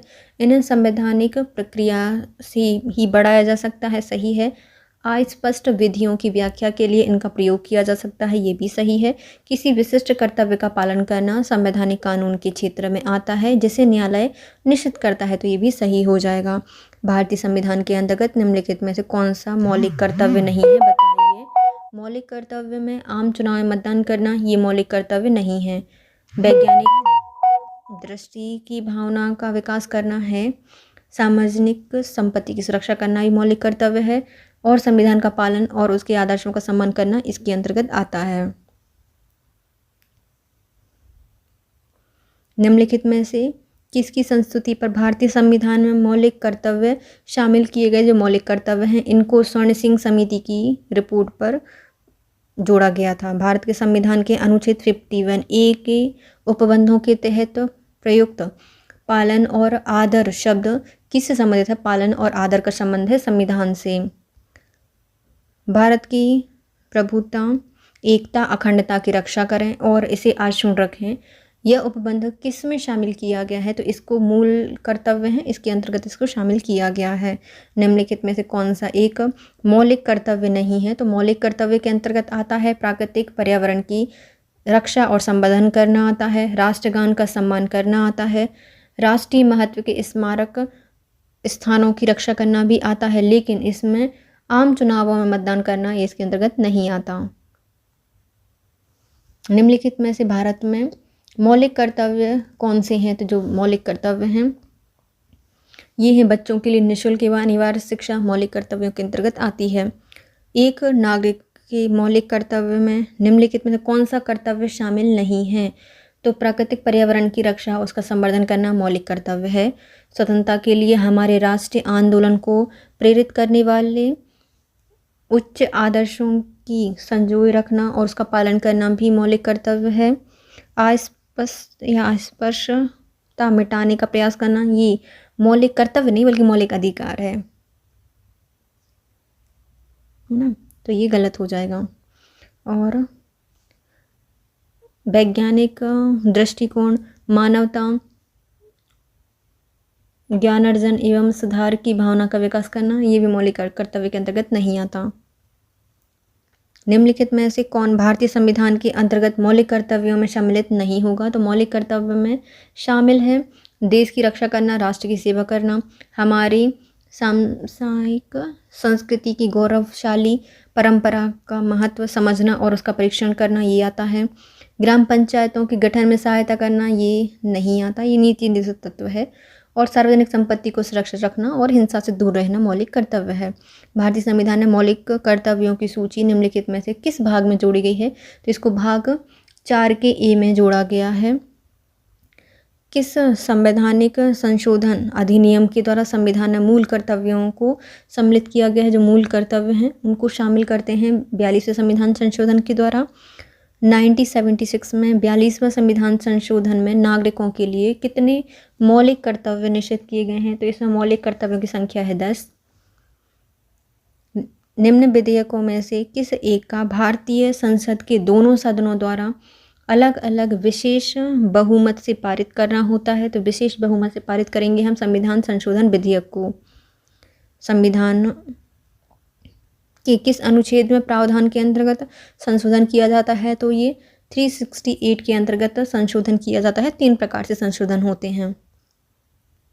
संविधान में संशोधन की पहल की जा सकती है, तो हम जब संशोधन करना है तो हम कहीं पर भी संसद के किसी भी सदन में कर सकते हैं।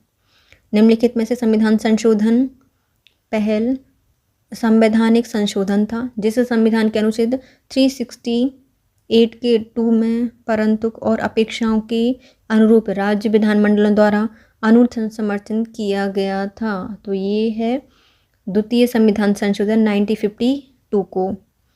संविधान संशोधन करने के विधेयक की वीटो करने की राष्ट्रपति की शक्ति सहमति देनी होगी। शब्द से स्थानापन्न करने किस संशोधन द्वारा छीनी गई थी? तो इसको छीना गया है 42वें संविधान संशोधन के द्वारा। नेक्स्ट आते हैं, नीचे में से जो सम्मिलित करनी है अनुसूची 1 को सूची 2 से मिलानी है। संवैधानिक संशोधन बताने होंगे किसका संबंध किससे है। तो 13वां संविधान संशोधन नागालैंड से संबंधित था। जो दल बदल है इसका संबंध किससे है? 42वें संविधान संशोधन से। राज्य को पुनः परिभाषित करने का जो प्रावधान है यह 18वें संविधान संशोधन में दिया गया था। और 39वां संविधान संशोधन यह राष्ट्रपति, उपराष्ट्रपति, स्पीकर और प्रधानमंत्री के चुनावों को चुनौती नहीं दे सकती, इससे संबंधित है। संविधान के प्रथम संशोधन विधेयक लाया गया था, तो इसको कब लाया गया है? वर्ष 1951 में भारतीय रियासतों के शासकों के विशेष अधिकार और जो पीवी पर्स है इसकी समाप्ति की गई थी 1971 में। संविधान में 9वीं अनुसूची परिवर्धित है। जो 9वीं सूची है इसका संबंध किससे है? प्रथम संविधान संशोधन से। निम्नलिखित में से किस संविधान संशोधन अधिनियम को लघु संविधान कहा जाता है? तो ये है हमारा 42वें संविधान संशोधन को लघु संविधान कहा जाता है। नेक्स्ट आती है, फिर से हमें सूची 1 को सूची 2 से मिलाना है। तो न्यायिक पुनरीक्षण की शक्ति का जो ज्ञापन है यह संबंधित है 38वें संविधान संशोधन से। संपत्ति के अधिकार को मौलिक अधिकारों से हटा दिया गया था 44वें संविधान संशोधन से। मताधिकार की आयु को 21 वर्ष से घटाकर 18 वर्ष कर दिया गया है 61वें संविधान संशोधन से। और उद्देशिका में पंथ निरपेक्ष शब्द को जोड़ा गया था, तो ये 42वें संविधान संशोधन से जोड़ा गया है। भारत में सर्वोच्च या जो उच्चतम न्यायालय है उसके न्यायाधीश की आयु ऐसे प्राधिकारी द्वारा ऐसी रीति से अवधारित की जाती है जिसका संसद विधि द्वारा उपबंध करे अंत स्थापित किया गया है। तो इसका संबंध है 18वें संविधान संशोधन से। 86वां संविधान संशोधन प्रस्तावित है। शिक्षा के अधिकार किस वर्ष से लागू किए गए हैं? इसको लागू किया गया था 2010 से। भारतीय संविधान में निम्नलिखित में से किस एक संशोधन के द्वारा राष्ट्रपति को कोई भी मामला मंत्रिपरिषद द्वारा पुनर्विचार किए जाने के लिए वापस भेजने का अधिकार दिया गया है? तो ये 44वें संविधान संशोधन से दिया गया है। निम्नलिखित संविधान संशोधन में से किस एक के अंतर्गत दिल्ली नेशनल कैपिटल क्षेत्र आता है? तो इसका प्रावधान 69वें संविधान संशोधन के अंतर्गत किया गया है। शिक्षा का मौलिक अधिकारों से संबंधित है। जो शिक्षा का जो मौलिक अधिकार है इसका संबंध है 86वें संविधान संशोधन अधिनियम 2002 से। भारत में नागरिकों के मौलिक कर्तव्य जो मौलिक अधिकार हैं इसमें संशोधन कौन कर सकता है? जो मौलिक अधिकार है इसमें संशोधन कर सकता है संसद। कौन कर सकती है? संसद ही कर सकती है। अनुसूचित जाति अनुसूचित जनजाति के लिए लोकसभा राज्य के विधानसभाओं की सीटों के आरक्षण का प्रावधान किस संविधान संशोधन में किया गया है? तो इसको 79वें संविधान संशोधन के अंतर्गत किया गया है। भारतीय संविधान की प्राधिकृत हिंदी पाठ को निम्नलिखित संविधान संशोधन में से किसके द्वारा प्रकाशित करने के लिए अधिकृत किया गया है? तो इसको अधिकृत किया गया है 58वां संविधान संशोधन 1987। कौन सा एक संवैधानिक संशोधन मौलिक कर्तव्यों से जुड़ा हुआ है? तो मौलिक कर्तव्यों से जुड़ा है हमारे 42वें संविधान संशोधन। भारत के सर्वोच्च न्यायालय ने संविधान के आधारभूत ढांचे के सिद्धांत को स्पष्ट किया है। तो केशवानंद भारती बनाम 1973 में। भारतीय संविधान का 79वां संविधान संशोधन का संबंध किससे है? तो इसका संबंध है राज्य के लोकसभा राज्य विधानसभाओं में अनुसूचित जाति अनुसूचित जनजातियों के आरक्षण से। संविधान का 93वां संशोधन विधेयक संबंधित है। 93वां संविधान संशोधन विधेयक सरकारी शिक्षा संस्थानों के पिछड़े वर्ग हेतु आरक्षण जारी रखने से संबंधित है।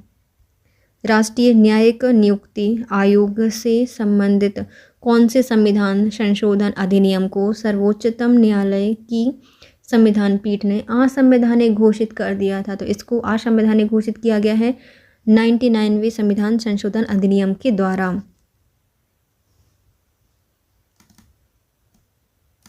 नेक्स्ट आती है अनुसूचित जाति अनुसूचित जनजाति के संयुक्त राष्ट्रीय आयोग को किस संशोधन के अंतर्गत 2 अलग निकायों में बांटा गया है? तो इसको 89वें संविधान संशोधन के द्वारा बांटा गया है। निम्न संविधान संशोधन अधिनियम में से किस एक में यह प्रावधान है कि केंद्र और किसी राज्य के मंत्रिमंडल का आकार क्रमशः लोकसभा के सदस्यों की कुल संख्या और उस राज्य की विधानसभा के सदस्यों की कुल संख्या से 15% से अधिक नहीं हो सकती? ये प्रावधान किया गया था 59वें संविधान संशोधन के द्वारा। सिक्किम एक नया राज्य बना था, तो इसको एक नया राज्य बनाया गया था 36वें संविधान संशोधन के द्वारा। विधानसभा के किसी दल के निर्वाचन सदस्यों के दल बदल पर निम्नलिखित में से किसने प्रतिबंध लगाया था? तो ये संविधान के 52वें संविधान संशोधन के अंतर्गत प्रतिबंध लगाया गया था। राष्ट्रपति रामनाथ कोविंद ने किस संविधान संशोधन अधिनियम को 18 अगस्त 1921 को मंजूरी दी है? तो इसको मंजूरी दी गई है 105वें संविधान संशोधन के द्वारा। निम्नलिखित में से किस बात में सर्वोच्च न्यायालय ने पहली बार संसद की संविधान संशोधन शक्ति को सीमित किया था? तो संविधान के संशोधन की प्रक्रिया को सीमित किया है गोलकनाथ बनाम पंजाब राज्य के अंतर्गत। केशवानंद भारती केस का महत्व इसलिए है क्योंकि इसमें सर्वोच्च न्यायालय ने संविधान की मूल विशेषताओं को प्रतिपादित किया है। निम्नलिखित में से कौन एक मतदाता आयु घटाने से संबंधित संविधान संशोधन है? तो इसका संबंध रहा है 61वें संविधान संशोधन से 1989 से। संविधान का कौन सा संशोधन यह प्रावधानित करता है कि कोई कानून जो राज्य के उन नीति निर्देशों को जो अनुच्छेद 39B 39C में वर्णित है प्रभावी बनाने हेतु पारित किया जाए, इस कारण से निरस्त नहीं किया जाएगा कि वह अनुच्छेद 14 और अनुच्छेद 19 में प्रदत्त अधिकारों को सीमित करता है। तो ये प्रावधान 25वें संविधान संशोधन के द्वारा किया गया था। नेक्स्ट आते हैं निम्नलिखित में से कौन सा संविधान अधिनियम गुड्स एंड सर्विस टैक्स का प्रावधान करता है? तो गुड्स एंड सर्विस टैक्स का प्रावधान करता है 101वां संविधान संशोधन अधिनियम 2016। निम्नलिखित में से किस एक संवैधानिक संशोधन द्वारा मिजोरम को राज्य का दर्जा दिया गया है? तो मिजोरम राज्य का दर्जा दिया गया है 53वें संविधान संशोधन के द्वारा। भारतीय संविधान में संशोधन करने की संसद की शक्ति में वर्णित किया गया है अनुच्छेद 368 में। भारतीय संविधान में संशोधन करने की संसद की शक्ति एक संवैधानिक शक्ति है। निम्नलिखित में से किसके द्वारा इसे स्थापित किया गया है? तो संसद की शक्ति है संशोधन करने की, ये वर्णित किया गया है किसमें? 44वें संविधान संशोधन के द्वारा। जम्मू कश्मीर पुनर्गठन विधेयक 2019 गृह मंत्री श्री अमित शाह द्वारा राज्यसभा में पेश किया गया था। संसद के इस अधिनियम को राष्ट्रपति के द्वारा मंजूरी दी गई थी 9 अगस्त 2019 को। सिक्किम को भारतीय संघ में किस संवैधानिक संशोधन के द्वारा शामिल किया गया था? तो इसको 36वें संविधान संशोधन के द्वारा शामिल किया गया था। 1987 के किस संवैधानिक संशोधन अधिनियम के तहत गोवा को विधानसभा युक्त पूर्ण राज्य बनाया गया और दमन द्वीप को केंद्र शासित प्रदेश के रूप में गठित किया गया था? तो ये है 56वां संविधान संशोधन विधेयक। निम्नलिखित में से 124वें संविधान संशोधन विधेयक से संबंधित है। तो 124वां संविधान संशोधन विधेयक किससे संबंधित है? यह सामान्य वर्ग के आर्थिक रूप से कमजोर वर्ग को 10% आरक्षण देने से संबंधित है। भारतीय संविधान के अनुसार संविधान संशोधन विधेयक संसद के किस सदन में पेश किया गया है? तो इसको दोनों ऊपरी या निचले सदन से अलग से पेश किया जा सकता है। भारतीय संविधान में से किस संशोधन के तहत बोडो, डोंगरी, मैथिली, संथाली भाषा को आधिकारिक भाषाओं का दर्जा प्रदान करने के लिए संविधान की 8वीं अनुसूची में संशोधन किया गया था? तो इसको 92वें संविधान संशोधन के द्वारा जोड़ा गया था। नेक्स्ट आते हैं भारतीय प्रजातंत्र की कार्यप्रणाली से संबंधित प्रश्न। पहला प्रश्न है, संविधान की किस अनुच्छेद के अंतर्गत राष्ट्र कल्याण के लिए राज्य सूची में समाविष्ट किसी विषय से संबंधित मामलों में संसद कानून बना सकती है? यह प्रावधान किया गया है अनुच्छेद 249 के अंतर्गत। अनुच्छेद 249 में प्रावधान किया गया है।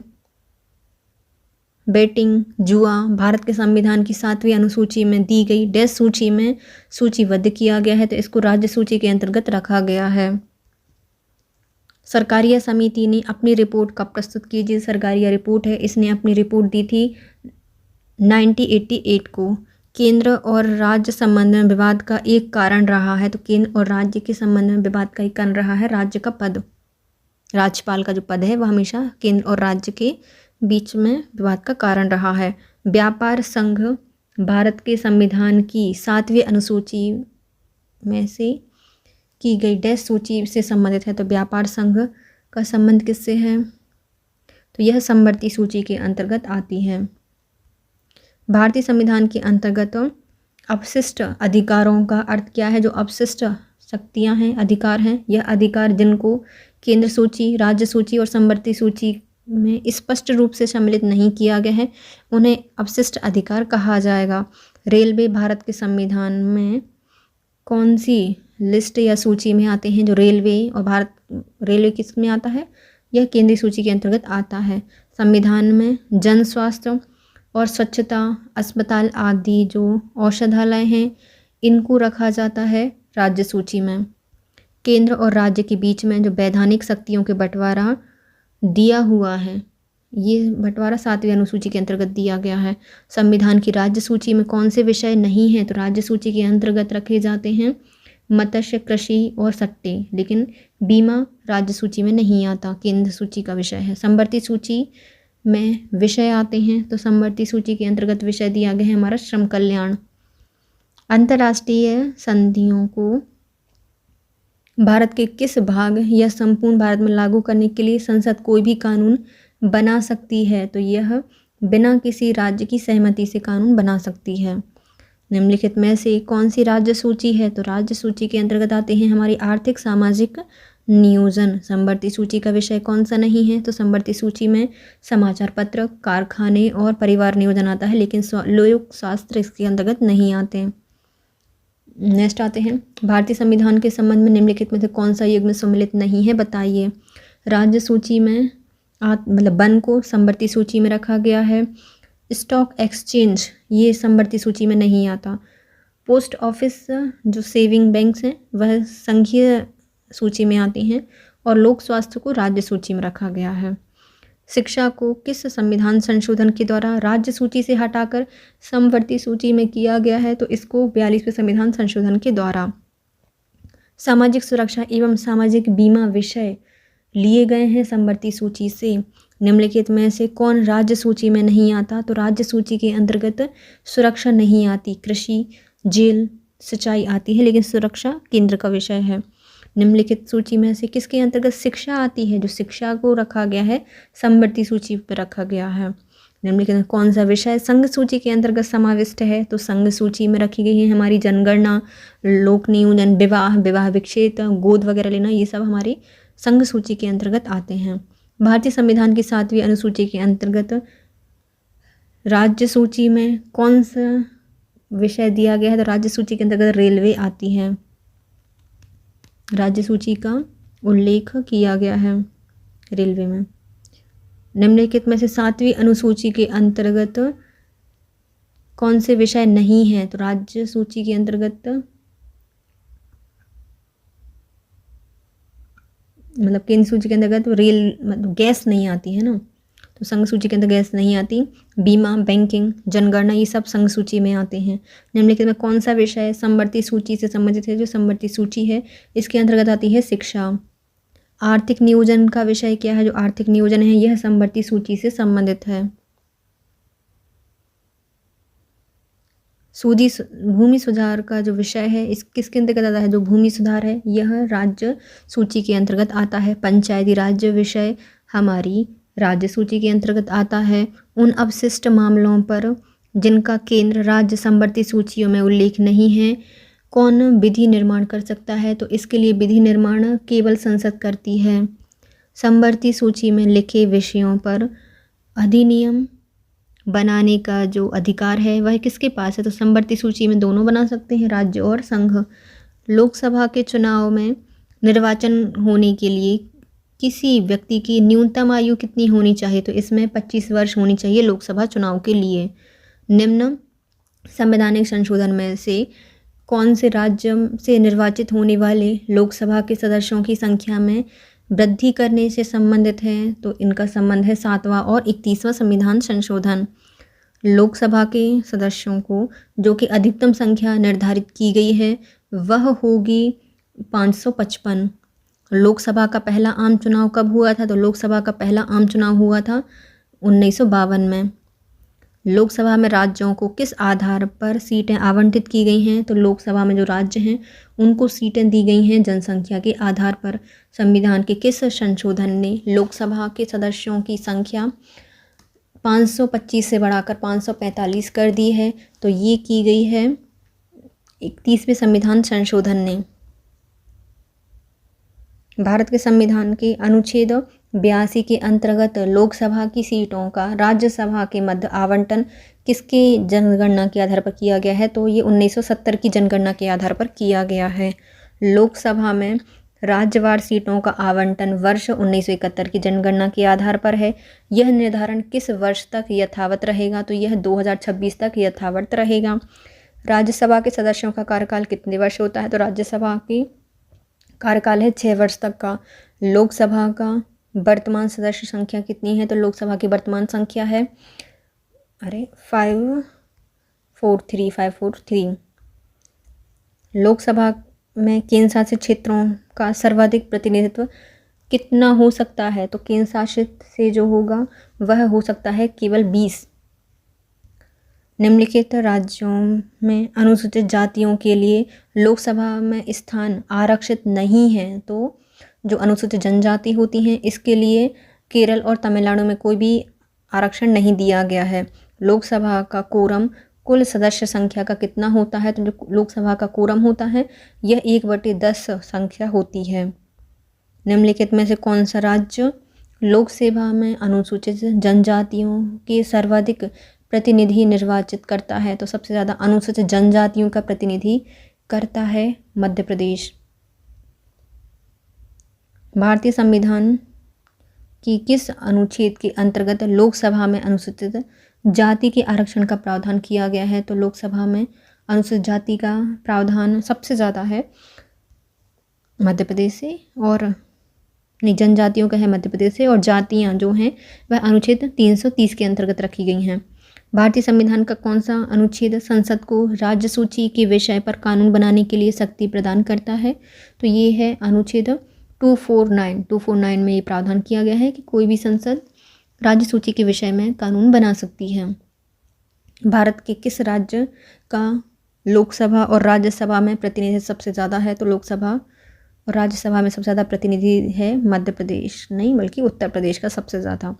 लोकसभा में सामान्यतः कितने सत्र होते हैं? तो लोकसभा में सत्र होते हैं 3। लोकसभा में एक वर्ष में कम से कम कितने सत्र बुलाए जा सकते हैं? तो एक वर्ष में केवल वह वर्ष में 2 बार सत्र बुला सकता है।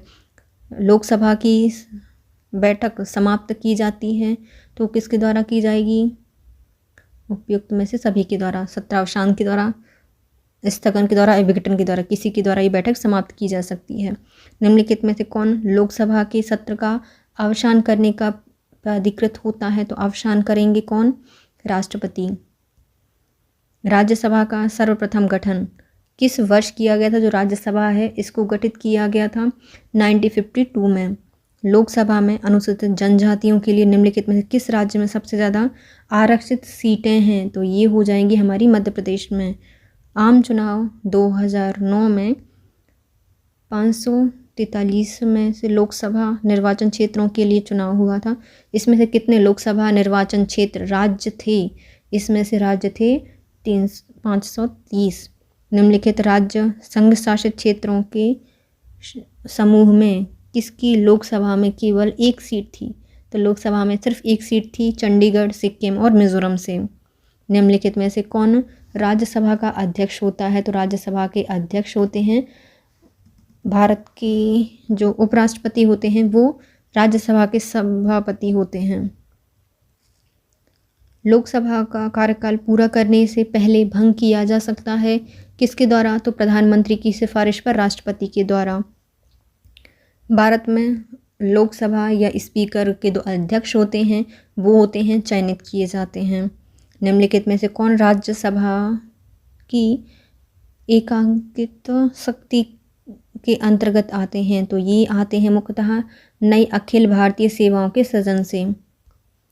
निम्नलिखित में से किस एक सदन का अध्यक्ष एक गैर सदस्य होता है? तो ये हैं हमारे राज्यसभा के सदस्य। एक सदन के अध्यक्ष एक गैर सदस्य होते हैं। मध्य प्रदेश में लोकसभा की कितनी सीटें हैं? तो लोकसभा की मध्य प्रदेश में सीटों की संख्या है 29। निम्नलिखित में से राज्यसभा का सदस्य होते हुए भी लोकसभा की कार्यवाही में भाग ले सकता है? तो ये हैं हमारे मंत्री जो कि राज्यसभा के सदस्य हों वो लोकसभा की बैठक में भाग ले सकते हैं।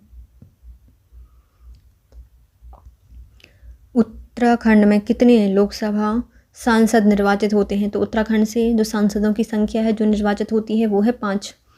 निम्नलिखित में से किस राज्य से लोकसभा के 2 सदस्य निर्वाचित होते हैं? तो त्रिपुरा से 2 सदस्यों का निर्वाचन होता है लोकसभा में। लोकसभा के स्पीकर का चयन कैसे होता है? जो लोकसभा के स्पीकर हैं वह लोकसभा के सभी सदस्यों के द्वारा निर्वाचित होते हैं या चयन होता है। निम्नलिखित में से कौन एक लोकसभा का सबसे बड़ा क्षेत्रफल के अनुसार निर्वाचन क्षेत्र है? तो ये है लद्दाख। लोकसभा चुनाव का कोई प्रत्याशी अपनी जमानत खो देता है यदि उसे प्राप्त ना हो। उपयुक्त में से कोई नहीं। किस लोकसभा का कार्यकाल 6 वर्ष तक था? तो लोकसभा का एक सत्र था जो कि 5वीं लोकसभा थी, उसका एक कार्यकाल 6 वर्ष था। उत्तर प्रदेश के बाद लोकसभा में सर्वाधिक स्थान का आवंटन किसे किया जाता है? तो ये आवंटन महाराष्ट्र को होता है। 9वीं लोकसभा कब भंग हुई थी? जो 9वीं लोकसभा है इसको मार्च 1991 में भंग कर दिया गया था। लोकसभा के नेता कौन होते हैं? जो लोकसभा के नेता हैं वो होते हैं प्रधानमंत्री। निम्नलिखित में से कौन अपने पद की शपथ नहीं लेता? तो अपने पद की शपथ नहीं लेता स्पीकर। राज्यसभा की लोकसभा के समान शक्तियाँ किस क्षेत्र में होती हैं? तो ये है हमारे संविधान में संशोधन करने के विषय में राज्यसभा की लोकसभा के समान शक्तियाँ होती हैं। निम्नलिखित में कौन सा विधेयक राज्यसभा में प्रथम बार प्रस्तावित नहीं किया जा सका था? तो ये है धन विधेयक को राज्यसभा में प्रथम बार प्रस्तावित नहीं किया जा सका था। निम्नलिखित में से 16वीं लोकसभा की महिला अध्यक्ष कौन थी? तो 16वीं लोकसभा की महिला अध्यक्ष थी सुमित्रा महाजन। सुमित्रा महाजन थी।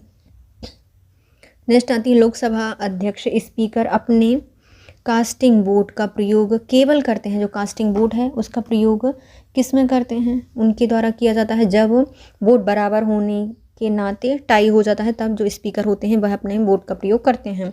लोकसभा अध्यक्ष अपना त्यागपत्र संबोधित करते हैं। जो लोकसभा का अध्यक्ष होता है वह लोकसभा के उपाध्यक्ष को अपना त्यागपत्र देता है। लोकसभा का सचिवालय सीधे नियंत्रित होता है। जो लोकसभा का सचिवालय होता है वह लोकसभा के अध्यक्ष के द्वारा निर्वाचित या फिर नियंत्रित होता है। लोकसभा में अनुसूचित जाति के लिए आरक्षित स्थानों की संख्या कितनी है? तो इनकी संख्या 84 है। राज्यसभा कैसे भंग होती है? जो राज्यसभा है यह भंग नहीं होती। राज्यसभा का पदेन सभापति कौन होता है? जो राज्यसभा का पदेन सभापति होते हैं वह होते हैं उपराष्ट्रपति। राज्यसभा की निश्चित सदस्य संख्या क्या होती है? जो राज्यसभा की निश्चित है सदस्य संख्या है वह 250 है, 250। राज्यसभा के चुनाव के लिए अपेक्षित न्यूनतम आयु कितनी होती है? तो 30 वर्ष होती है। निम्नलिखित में से प्रथम जनजातीय लोकसभा अध्यक्ष का नाम है P.A. संगमा। ये जनजातीय लोकसभा अध्यक्ष से पहले। संविधान के निम्न अनुच्छेदों में से कौन एक उपबंधित करता है कि मत बराबर होने की दशा में लोकसभा के अध्यक्ष का मत निर्णायक होगा और यह उसका प्रयोग करेगा? अनुच्छेद 10 के तहत। हमारे संविधान के अनुसार राज्यसभा का कार्यकाल कितना होता है? जो राज्यसभा का कार्यकाल होता है वह समाप्त होने का विषय ही नहीं है, कभी समाप्ति नहीं होती राज्यसभा। लोकसभा के अध्यक्ष अपना त्यागपत्र किसे सौंपते हैं? तो लोकसभा के अध्यक्ष लोकसभा के उपाध्यक्ष को अपना पत्र देंगे, त्यागपत्र। नीचे कुछ राज्य दिए गए हैं और उनके राज्यसभा में उन्हें आवंटित सदस्य संख्या की सूची दी गई है। कौन सा इसमें से सम्मिलित नहीं है बताइए? तो सबसे पहला मध्य प्रदेश ही गलत दिया गया है, तमिलनाडु की 18 सही है, महाराष्ट्र की 19 होती है, पश्चिम बंगाल की कितनी होती है? 16, ये भी सही हो जाएगा। लोकसभा के प्रथम अध्यक्ष कौन होते हैं? जो लोकसभा के पहले अध्यक्ष थे उनका नाम है जी.बी. मावलंकर। राज्यसभा के सदस्य चुने जाते हैं, तो राज्यसभा के सदस्यों को चुना जाता है 6 वर्षों के लिए। प्रोटेम स्पीकर का कर्तव्य क्या होता है? जो प्रोटेम स्पीकर होते हैं सदस्यों को शपथ दिलाने के लिए आते हैं। लोकसभा की प्रथम महिला अध्यक्ष का नाम, लोकसभा की पहली महिला अध्यक्ष थी मीरा कुमार। निम्नलिखित में लोकसभा से दूसरी बार अध्यक्ष पद पर चयनित होने वाले व्यक्ति का नाम है ओम बिरला, जो कि राजस्थान से आते हैं, वर्तमान में हैं। लोकसभा सचिवालय प्रत्यक्ष रूप से किसकी देखरेख में कार्य करता है? तो यह लोकसभा अध्यक्ष की देखरेख में काम करता है। नेक्स्ट आते हैं, किस वर्ष लोकसभा में महिला सांसदों की संख्या सबसे कम थी? तो ये है हमारी 1977 में सबसे कम थी महिलाओं की संख्या। प्रथम स्पीकर जिनके विरुद्ध लोकसभा में अविश्वास का प्रस्ताव लाया गया था, इनका नाम है जी.बी. मावलंकर। राज्यसभा को भंग करने का अधिकार किसे है? तो राज्यसभा को भंग नहीं किया जा सकता। प्रोटेम स्पीकर सामान्यतः किसे नियुक्त करते हैं? जो प्रोटेम स्पीकर होते हैं वह नवनिर्वाचित लोकसभा के जो वरिष्ठतम सदस्य होते हैं उनको, उनमें से एक को क्या नियुक्त किया जाता है? Pro tem speaker.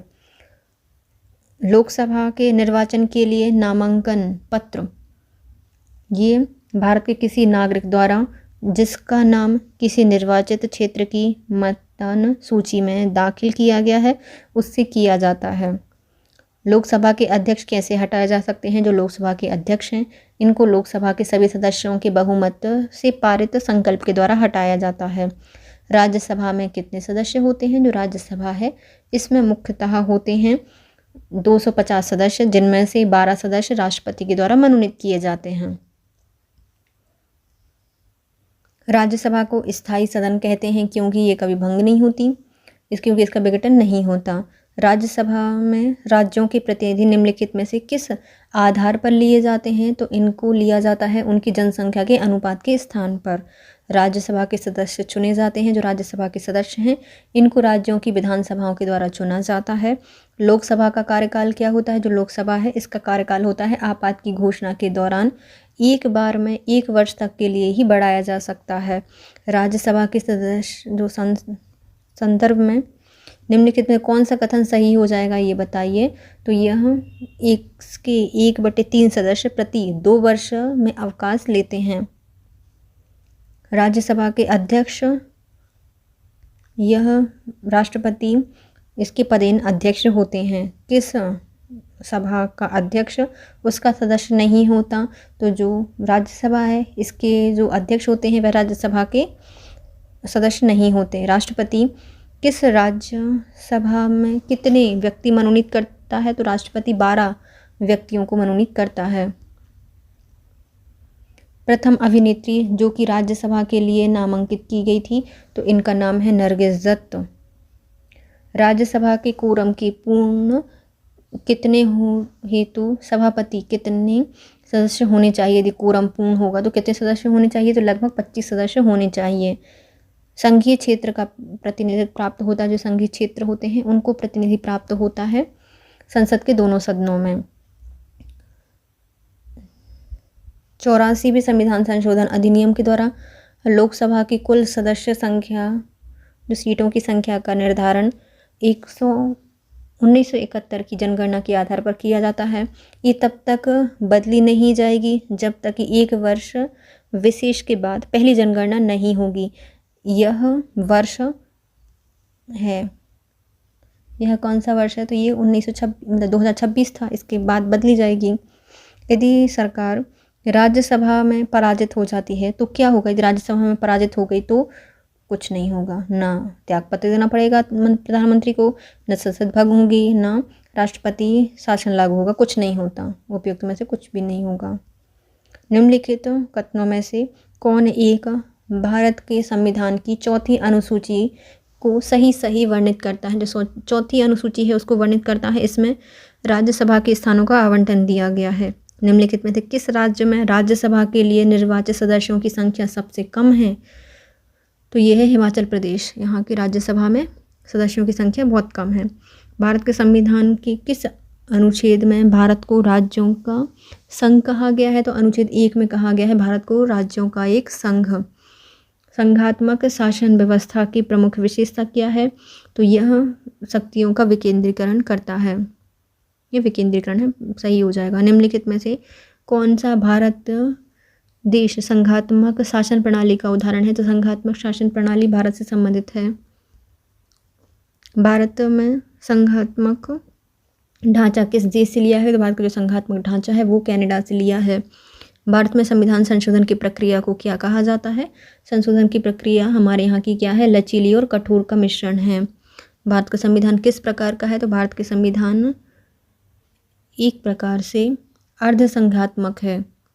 भारत का संघात्मक ढांचा किस प्रकार का है? तो भारत का जो संघात्मक ढांचा है वह एक केंद्राभिमुख है। संविधान के किस भाग में केंद्र और राज्यों के बीच शक्ति विभाजन की बात की गई है? तो ये भाग 11 में की गई है, राज्य और केंद्र के बीच शक्तियों के विभाजन की बात। भारत में विधायी शक्तियों का विभाजन किस अनुसूची में किया गया? जो विधायी शक्तियों का विभाजन है वो 7वीं अनुसूची के अंतर्गत किया गया है। संघ सूची में कितने विषय रखे गए हैं मूल संविधान में? तो मूल संविधान में थे 97 विषय। राज्य सूची में कितने विषय रखे गए हैं? तो मूल संविधान में राज्य सूची में रखे गए थे 66 विषय। संविधान में समवर्ती सूची की अवधारणा किस देश से ली गई है? तो इसको लिया गया है ऑस्ट्रेलिया से। राज्यपाल की नियुक्ति कौन करता है? जो राज्यपाल की नियुक्ति करते हैं वो है राष्ट्रपति। आपातकाल के समय भारत का शासन किस प्रकार का हो जाता है? तो आपातकाल के समय भारत का जो शासन होता है वो एकात्मक हो जाता है। भारत में संघात्मक शासन की सर्वोच्च संस्था कौन सी है? तो ये है सुप्रीम कोर्ट। संविधान के अनुसार भारत एक द्वैत सरकार वाला संघ है। संघात्मक प्रणाली में न्यायपालिका होती है, तो इसमें स्वतंत्र एवं निष्पक्ष न्यायपालिका होती है। भारत में वित्त आयोग की स्थापना कौन करता है? तो भारत में जो वित्त आयोग की स्थापना है ये की गई है केंद्र और राज्यों के बीच वित्तीय संबंध तय करना। संविधान की किस अनुसूची में राज्य और केंद्र के अधिकारों को सूचीबद्ध किया गया है? 7वीं अनुसूची में। भारत में सहकारी संघवाद का तात्पर्य क्या है? तो भारत में सहकारी संघवाद का तात्पर्य है केंद्र और राज्य के बीच सहयोग। संघीय व्यवस्था की सफलता के लिए आवश्यक है, संघीय व्यवस्था की सफलता के लिए आवश्यक है स्वतंत्र न्यायपालिका। किस अनुच्छेद में राज्य पुनर्गठन का प्रावधान है? राज्य पुनर्गठन का संबंध है अनुच्छेद 3 में। राज्य और केंद्र के बीच विवाद का निपटान कौन करता है? राज्य और केंद्र के बीच जो विवाद होते हैं उनका निपटान करता है सर्वोच्च न्यायालय। निम्नलिखित में कौन सा एक एकात्मक राज्य है? एकात्मक राज्य है चीन। भारत में शक्तियों का वितरण किस सिद्धांत पर आधारित है? तो भारत में जो शक्तियों का वितरण है वह शक्तियों के समन्वयात्मक वितरण से संबंधित है। भारतीय संघ में राज्य केंद्र से पृथक नहीं हो सकते क्योंकि यह संविधान उन्हें यह अधिकार नहीं देता। संविधान के किस अनुच्छेद में अंतर्राज्यीय परिषद का उल्लेख किया गया है? तो अंतर्राज्यीय परिषद अनुच्छेद 269 के अंतर्गत उल्लेख किया गया है। राज्यों की अखंडता की गारंटी कौन देता है? तो राज्यों की अखंडता की गारंटी संविधान देता है। राज्यों को विशेष स्वायत्तता देने वाला अनुच्छेद कौन सा है जो अब हटाया जा चुका है? तो स्वायत्तता देता है अनुच्छेद 370, विशेष स्वायत्तता देता था जम्मू कश्मीर को। भारत की संघात्मक संविधान किस अधिकार प्राथमिकता देता है? जिसे इसका संबंध है केंद्र सरकार से। राष्ट्रपति के निर्वाचन में राज्यों का मुख्यमंत्री मतदान करने के लिए पात्र नहीं होता यदि वह राज्य विधानमंडल में उच्च सदन का सदस्य हो। निम्नांकित में से कौन भारतीय गणतंत्र का प्रमुख है? तो भारतीय गणतंत्र का प्रमुख है भारत का राष्ट्रपति। निम्नलिखित में से कौन भारत के राष्ट्रपति के निर्वाचन हेतु निर्वाचक गण में सम्मिलित नहीं है? तो राज्य की विधान परिषद के निर्वाचन सदस्य के अंतर्गत नहीं आता। लोकसभा के निर्वाचित सदस्य होते हैं, राज्यसभा के निर्वाचित सदस्य होते हैं, राज्यों की विधानसभाओं के निर्वाचित सदस्य होते हैं, लेकिन विधान परिषद के निर्वाचित सदस्य इसमें शामिल नहीं होते हैं। भारत की कार्यपालिका अध्यक्ष कौन होते हैं? तो कार्यपालिका के अध्यक्ष होते हैं राष्ट्रपति। राष्ट्रपति 5 वर्ष तक अपने पद पर रहते हैं अपने पद ग्रहण करने के दिन से। भारतीय संविधान का कौन सा अनुच्छेद राष्ट्रपति के पद के लिए पुनः निर्वाचन की योग्यता निर्धारित करता है? तो अनुच्छेद 57। निम्नलिखित में से कौन राष्ट्रपति के चुनाव प्रकरण के लिए सही नहीं है? बताइए। तो पदस्थ राष्ट्रपति की पदावधि से पूर्व उत्तराधिकारी का चुनाव अवश्य हो जाना चाहिए, ये सही है। राष्ट्रपति अपना पदभार ग्रहण करने की तिथि से 5 वर्षों तक पद पर रहता है, तो ये भी सही हो जाएगा। राष्ट्रपति का उत्तराधिकारी होने तक कार्यकाल की समाप्ति पर भी वह अपने पद पर बना रहेगा, ये भी सही हो जाएगा। निर्वाचक मंडल के अपूर्ण होने के आधार पर राष्ट्रपति का चुनाव स्थगित किया जा सकता है, तो ये गलत हो जाएगा। संविधान के निम्न अनुच्छेदों में से किसी एक के अंतर्गत संघ की कार्यपालिका शक्ति राष्ट्रपति में निहित की जाती हैं? तो ये की गई हैं अनुच्छेद 53 में। निम्नलिखित में से कौन से राष्ट्रपति सर्वोच्च न्यायालय में उपस्थित हुए हैं जब सर्वोच्च न्यायालय राष्ट्रपति के निर्वाचित विवाद की सुनवाई कर रहा होता है? तो ये है फखरुद्दीन अली अहमद का संबंध है। चुनाव विवाद से संबंधित सुनवाई कर रहे थे फखरुद्दीन अली अहमद। वह राष्ट्र की प्रतिनिधित्व करता है परंतु राष्ट्र का नेतृत्व नहीं करता। यह युक्ति निम्नलिखित में से किस पर लागू होती है? तो ये होती है राष्ट्रपति पर। भारत में राष्ट्रपति का निर्वाचन किस प्रकार होता है? तो भारत के जो राष्ट्रपति का निर्वाचन है यह अप्रत्यक्ष मतदान से होता है। भारत के राष्ट्रपति को अपने पद से हटाया जा सकता है संसद के द्वारा।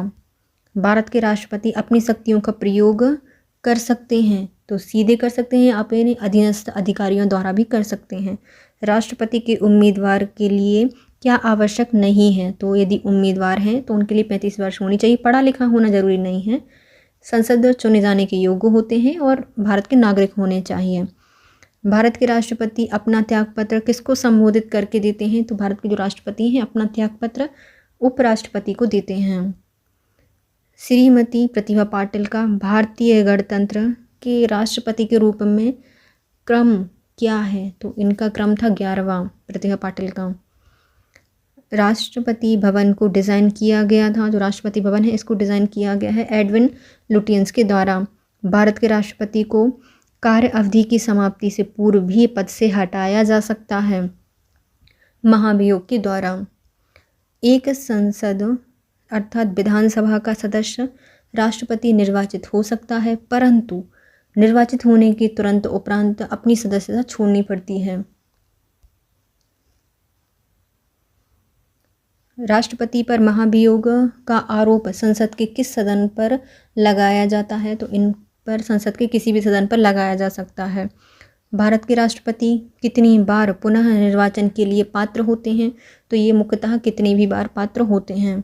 भारतीय संविधान के 70वें संशोधन के द्वारा भारत के राष्ट्रपति के चुनाव में जिन 2 केंद्र शासित भागों को भाग लेने का अधिकार दिया गया है वह कौन से हैं? तो उनका नाम है दिल्ली और पांडुचेरी। पदासीन राष्ट्रपति की पद अवधि की समाप्ति से भिन्न किसी कारण से उत्पन्न होने वाली रिक्ति की दशा में रिक्ति भरने के लिए निर्वाचन अवश्य होना चाहिए। ये रिक्त होने की तिथि से 6 माह के भीतर। इसके साथ हमारे 1000 क्वेश्चंस होते हैं कंप्लीट। नेक्स्ट में हम करेंगे 500 और, जो कि अभी शाम तक या रात तक वीडियो अपलोड हो जाएगा। तो bye guys, if you like my video please share, subscribe and comment. Thank you so much guys, have a nice day.